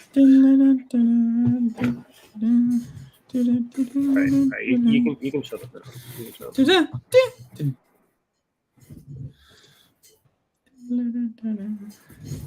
You got your book. Oh yeah, I'm doing B-Man, issue number 1, Some classic Jack Kirby goodness right here. Some random Jack Kirby goodness right here. Nice. Harper, what type of camera do you use for your short films? Just my phone. And I'll use my GoPro from time to time. Got a GoPro for Christmas or something. And so I'll use that. That's nice. And just my phone. That's it. Just a Samsung. Yeah, it's a good question. I use a Canon D2i for your information. Look at you. He didn't ask you, by the way. I don't remember. I didn't hear him ask you. Yes, he said Harper. I will say my camera is like a decade old, so okay.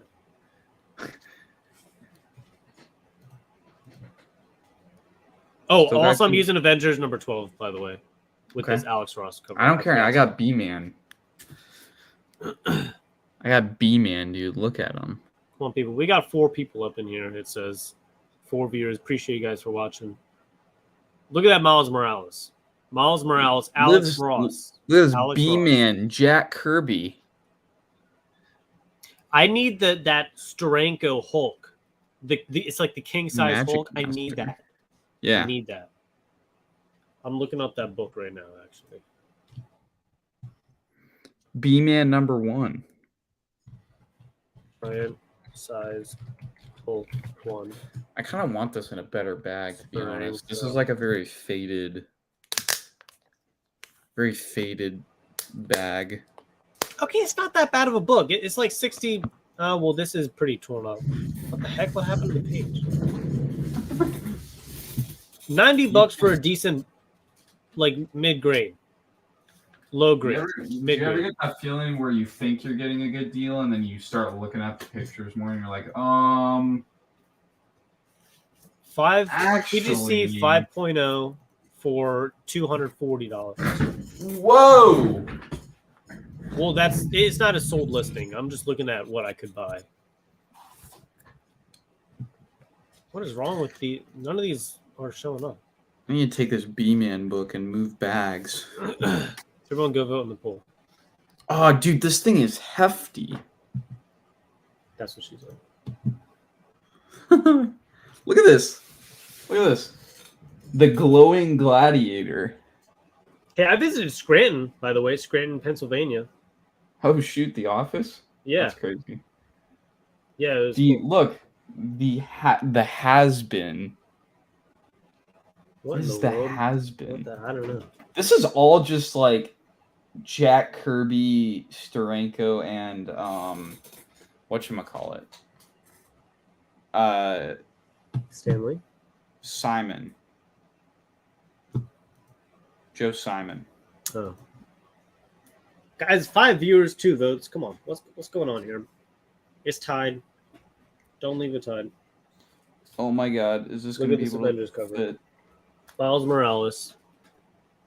Is this going to be able to fit? Oh my god.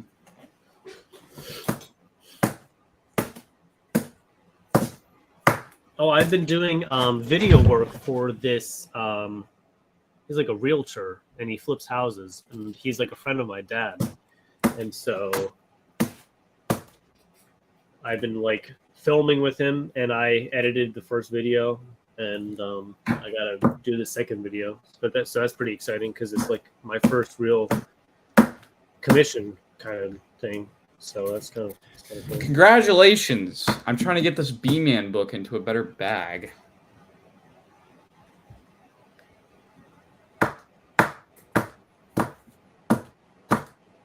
Just one more look at the cover. I won. Okay, I won. You didn't. Yeah, I did. You didn't. You're lying. I did. Look at the look. You're lying, Magic bro. Lasso asks if Benjamin is here. Benjamin is not here, unfortunately. Man, I think I did it. Magic Lasso, is Benjamin here? I feel like if Benjamin shows up, I gotta make him a mod. If he shows up one of these days, it's gonna happen. All right, I'm into the pool. I won. I don't care. I'm into the pool. Man, I gotta be a bummer. I'm trying to like tell you like about my life, about my commissions for this realtor, and you're like, okay, congratulations, in a sarcastic tone. No. Sarcastic tone. You're trying to. You said I'm trying to get this B-Man book. I had to get the B-Man book into the bag. Look at how better that looks. Actually, look at that. It's B-Man. The disrespect. I'm sorry, dude. I was being serious. I wasn't being sarcastic. He said, "DK, stop being mean to Harper." Says I was like, look at this. Look at how beautiful this book is, man. Look how better that. Much better that looks. Okay. All right. B-Man number 1. All right. Man. All right. Next round. Ever seen a B-Man number 1? What's going on, Magic Lasso? By the way. Yeah, I have. I have actually. On this stream. You don't own a B-Man number 1, do you? No, that's what I thought. You don't own an Avengers number 12. No, that's what I thought. That's not as good as B-Man. Well, clearly chat thinks it is. It's better. Clearly chat. No, you're lying. You're lying. It says I won. You're lying. Stop lying. Guys, Harper's trying to brainwash me. Help me out here. Bruh. Help me out here. All right. I need to get another cover. To lose.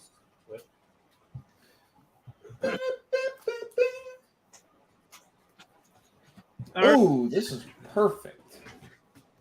So, Magic Lasso, how have you been? How have you been, man? Long time no see.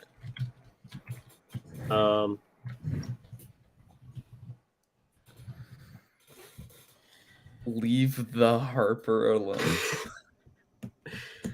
Man, Leave so like Harper. Magic Lasso's like he's like in the comic community. I'm gonna be honest, I haven't been like in like I don't watch like anyone anymore. I'm gonna be honest, man.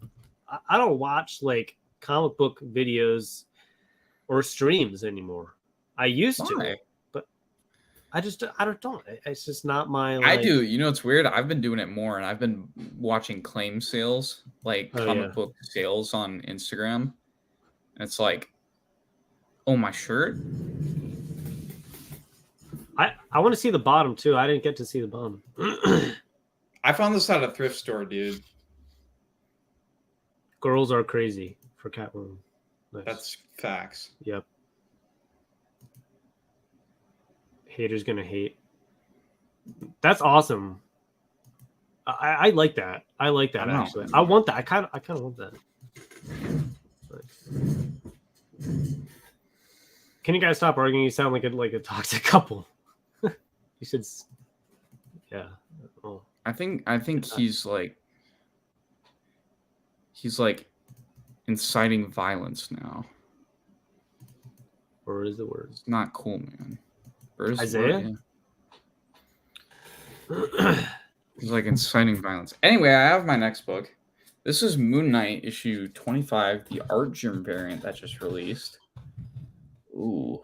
Here's number 25. Mine's number 25 too. Look at us. What can I say, man? Hey, Magic Lasso, hold on. Hold on for a second. Just hold your horses here. No. He's made up his mind. No, you haven't seen it yet. You haven't seen nothing yet. Moon Knight 25. No, I think he's seen everything.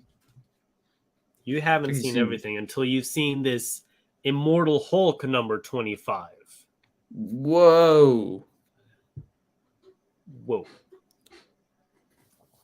Oh, yeah. You haven't seen anything yet until you've seen The Boys number 1. Whoa.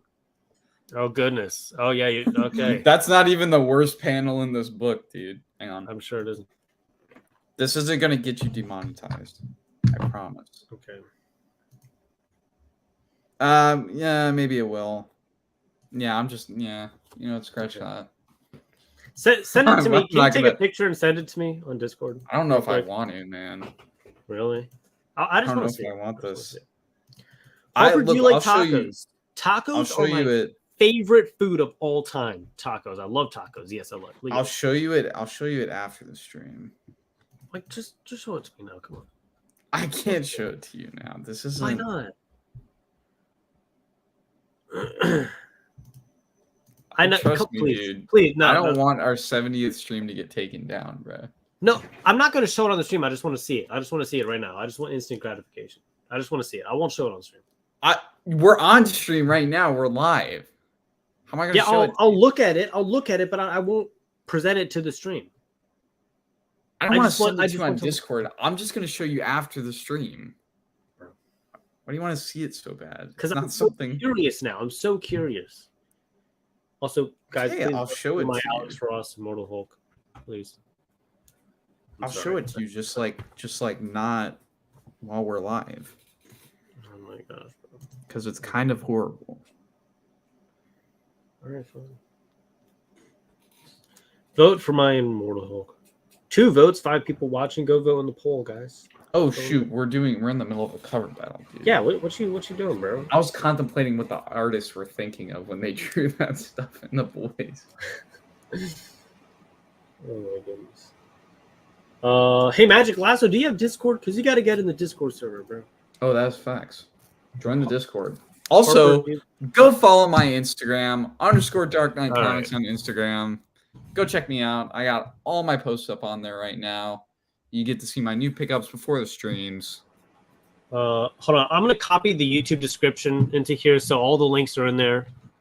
I very much appreciate it. I'm going to edit this real quick. Hold on. Midnight 25. I can't do, bro. I can't edit. I can't edit it because. Oh, look at that beautiful poll. Bro, what?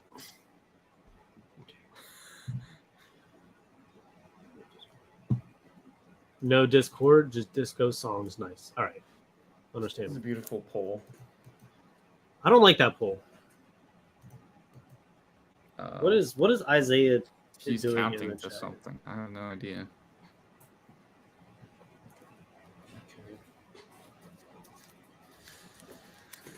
I haven't seen stream elements in here at all.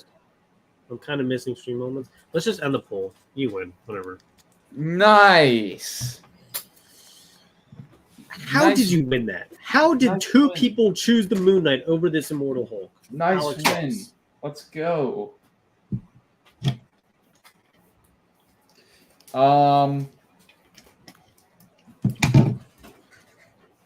That's ridiculous. That's actually crazy. I don't know about that. I don't know about that. All right, let's get this next. Let's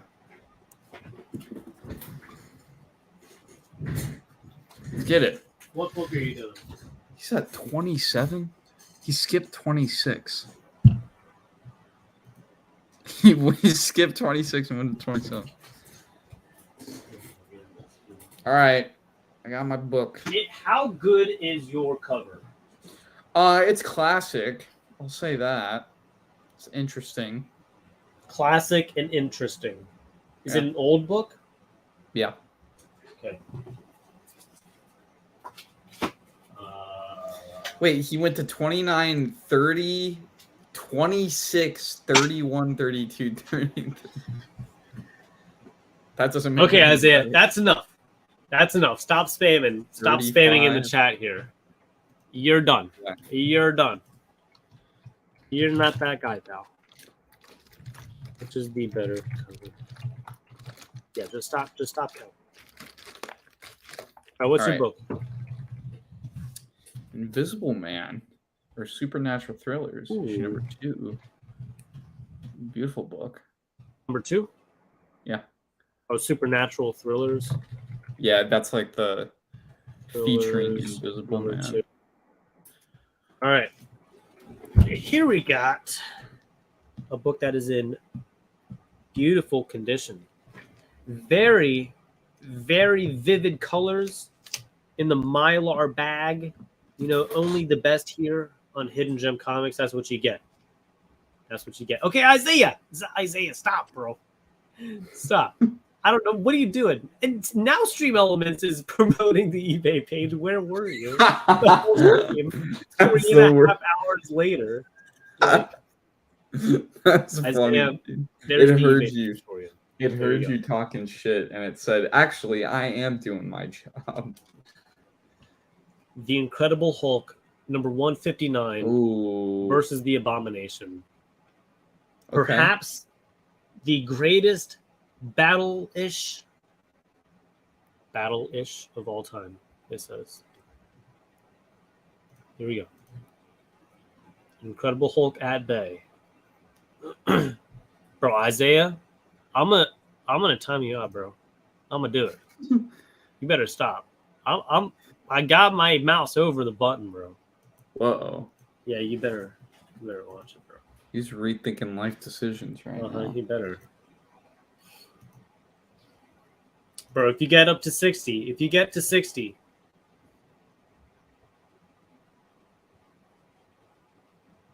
He's gonna stop at 59. You know that, right? you better. What's chat saying right now? I can't see, or poll. Oh, that's one vote though. What are you talking, bro? You can't just like start spamming my chat and then not expect me to get mad at you and then say that you're voting for DK. Oh, 50-50. Bro, -1, -2. -3. If you get to either 60 or -10, then that's the cutoff. -10 is the cutoff. You know he's gonna go to -9 and then go back to 1, 2, 3, 4. It's gonna be an endless loop, dude. Just stop spamming. Just stop spamming. He's baiting you. Magical Lasso put in the -10. Okay, I'm not timing out Magic Lasso, you ding dong. Oh my gosh. Negative. What in the world? What? Negative +1, negative What is positive that? 2. That's just -2. Those are It's the same thing. those are numbers in chemistry, right? Like the negative Chemistry? positives. Oh, because of the charge, or Yeah, the charge. Negative positive. oh yeah, that makes Like sense. one electron, one proton. Yeah. All right, well, I guess you won that. I guess I'll give that to you. I'm doing very good for myself right now. I'm very happy. Well.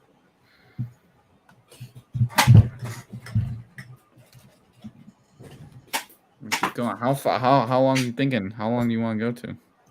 Until I win. I don't think, dude. What is it, like 4-0? 4-2, bro. It's 4-2. Oh, sorry, I forgot you won 2 of them.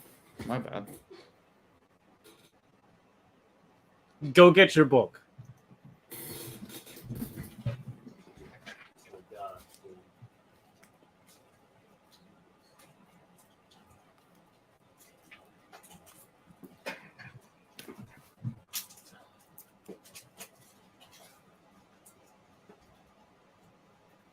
I got so much Alex Ross books over the vacation.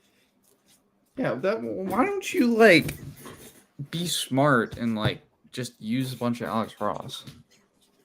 Because people don't Be smarter. Be smarter. 100 equals /1/2/3/4. 10 equals.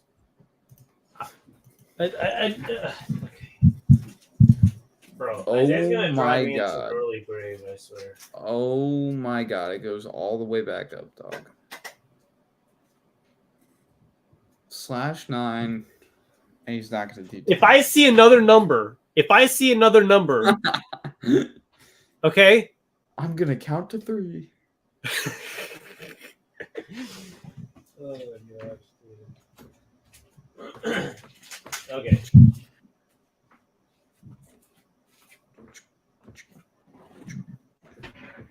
Oh my gosh. ABC.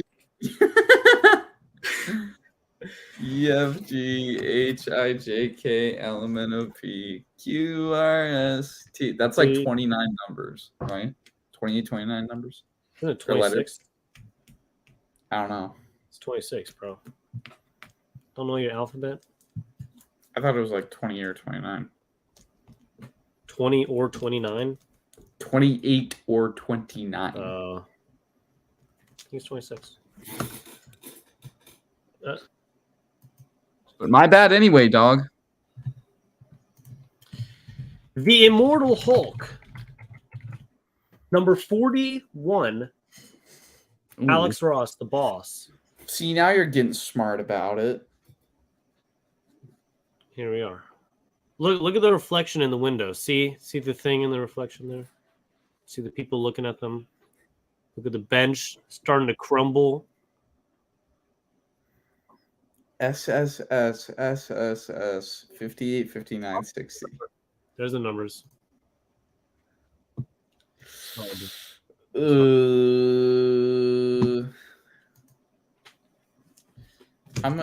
You just can't do that.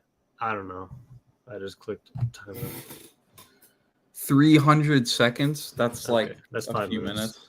5 minutes. All right. Marvel Adventure featuring Daredevil issue number 1. Look at that. Here we go.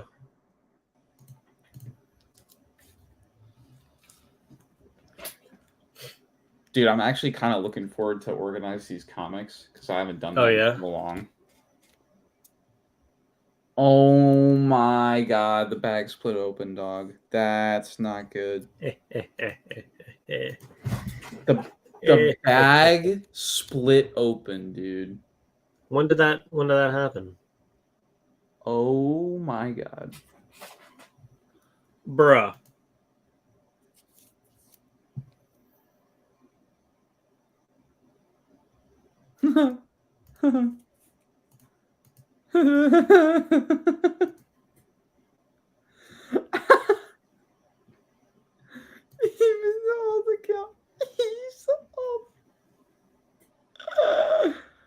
Oh no. Dang, how does he win already? He already won with that. Really? Yeah, it's 2-0. Wait, I can't see it. How can you not see it at all?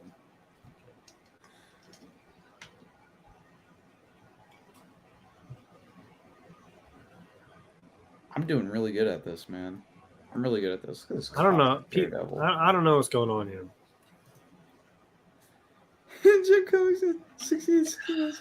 He's just trying to piss you off as much as possible now. He really ain't playing. No, I'm not playing. No, I said he's not playing. Yeah, well, I'm not either. All right. Well, now it's 5-2. I said we're gonna keep going, okay? Oh my god.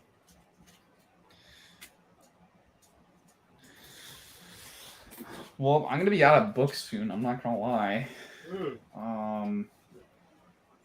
Let's see, what do we got? Here we go.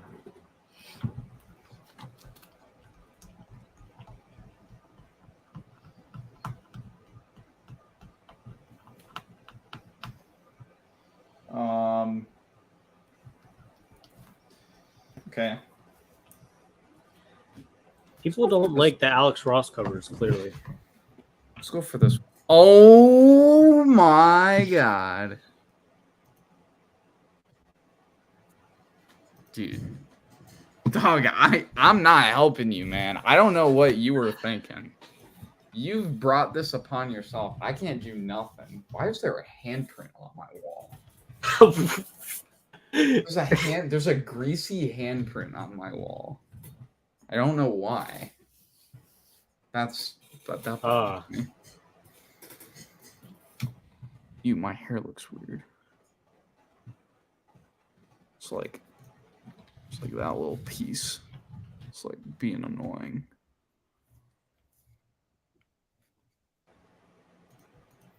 It's a little bit better. All right, what's your book? All right, I'm going Doom Patrol 19. Very cool Robot Man cover. Cliff Steele. Still remember his name, dog. Crawling from the wreckage. Doom Patrol. This is the return of the living Deadpool. Number 3. Uh-oh. Here it is. That is sick. That is so cool. Here we go. I think bro just gave up in chat. I don't see any more messages from him. I think he just gave up. Yeah. I'm telling you, you got to behave in my chat, bro. You can't be He's spamming, out. I'm telling you, bro. The Doom Patrol. It's not Lord of the Flies over here, bro. Okay. I'm telling you. Classic. Grant Morrison, Richard Case, Carlos Garzon. Go vote in the poll. Go vote in the Beautiful 90s goodness.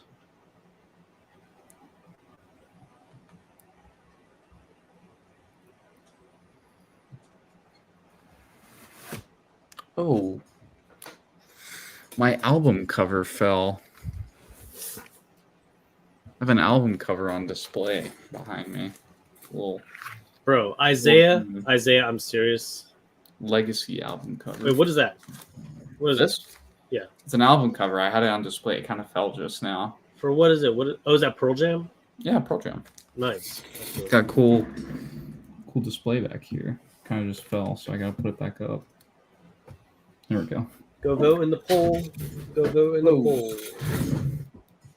Which is the better cover? It's 50-50, bro. I don't see this changing. We got 4 people up in here. We got to get at least one more vote. Come on now. Harper, if you don't want me to change, if you don't want to challenge me. Harper, you don't want to challenge me. How am I supposed to? I'm not, bro. I'm trying to challenge Dark Knight here. I'm in a cover battle right now. What are you talking about? Kind of losing at that too. I don't want to hear it, bro. I don't want to hear it. Still, all right, fine. I guess it's tie because still 5-2, man. All right, fine. All right. I don't know what to say. 5-2.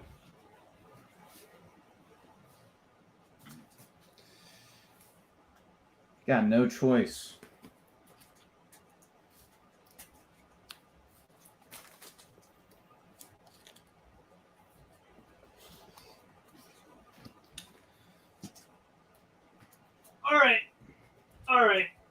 All right.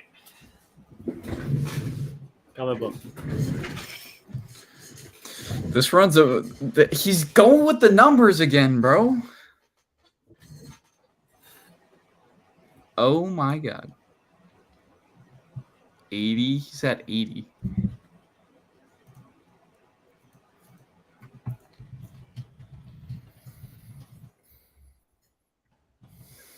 Can't do nothing about it, man. Sorry. All right. This one is very close to home for you, I should say. For me. Hulk 181 Facsimile Edition. This is beautiful artwork. All right. Bro. Okay. First Wolverine. Alex Ross, the boss. You ready for this one? Clearly, Chad hasn't been feeling Alex Ross, but hopefully we can come around. Hulk 181 against the Thor Timeless variant in a very regal sense here. Interesting matchup. Yep. Oh my god, he went to 81. He's at A, bruh. 4 times 5 is 20. Oh my gosh. He's pulling out equations now.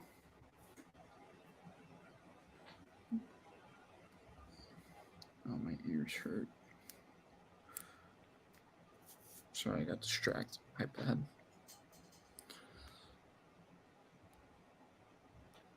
Hulk 180, man.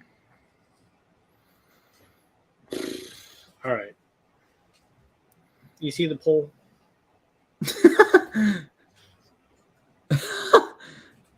I think you should call it a night, dude. I guess so. I can't really see how you're gonna come back from this.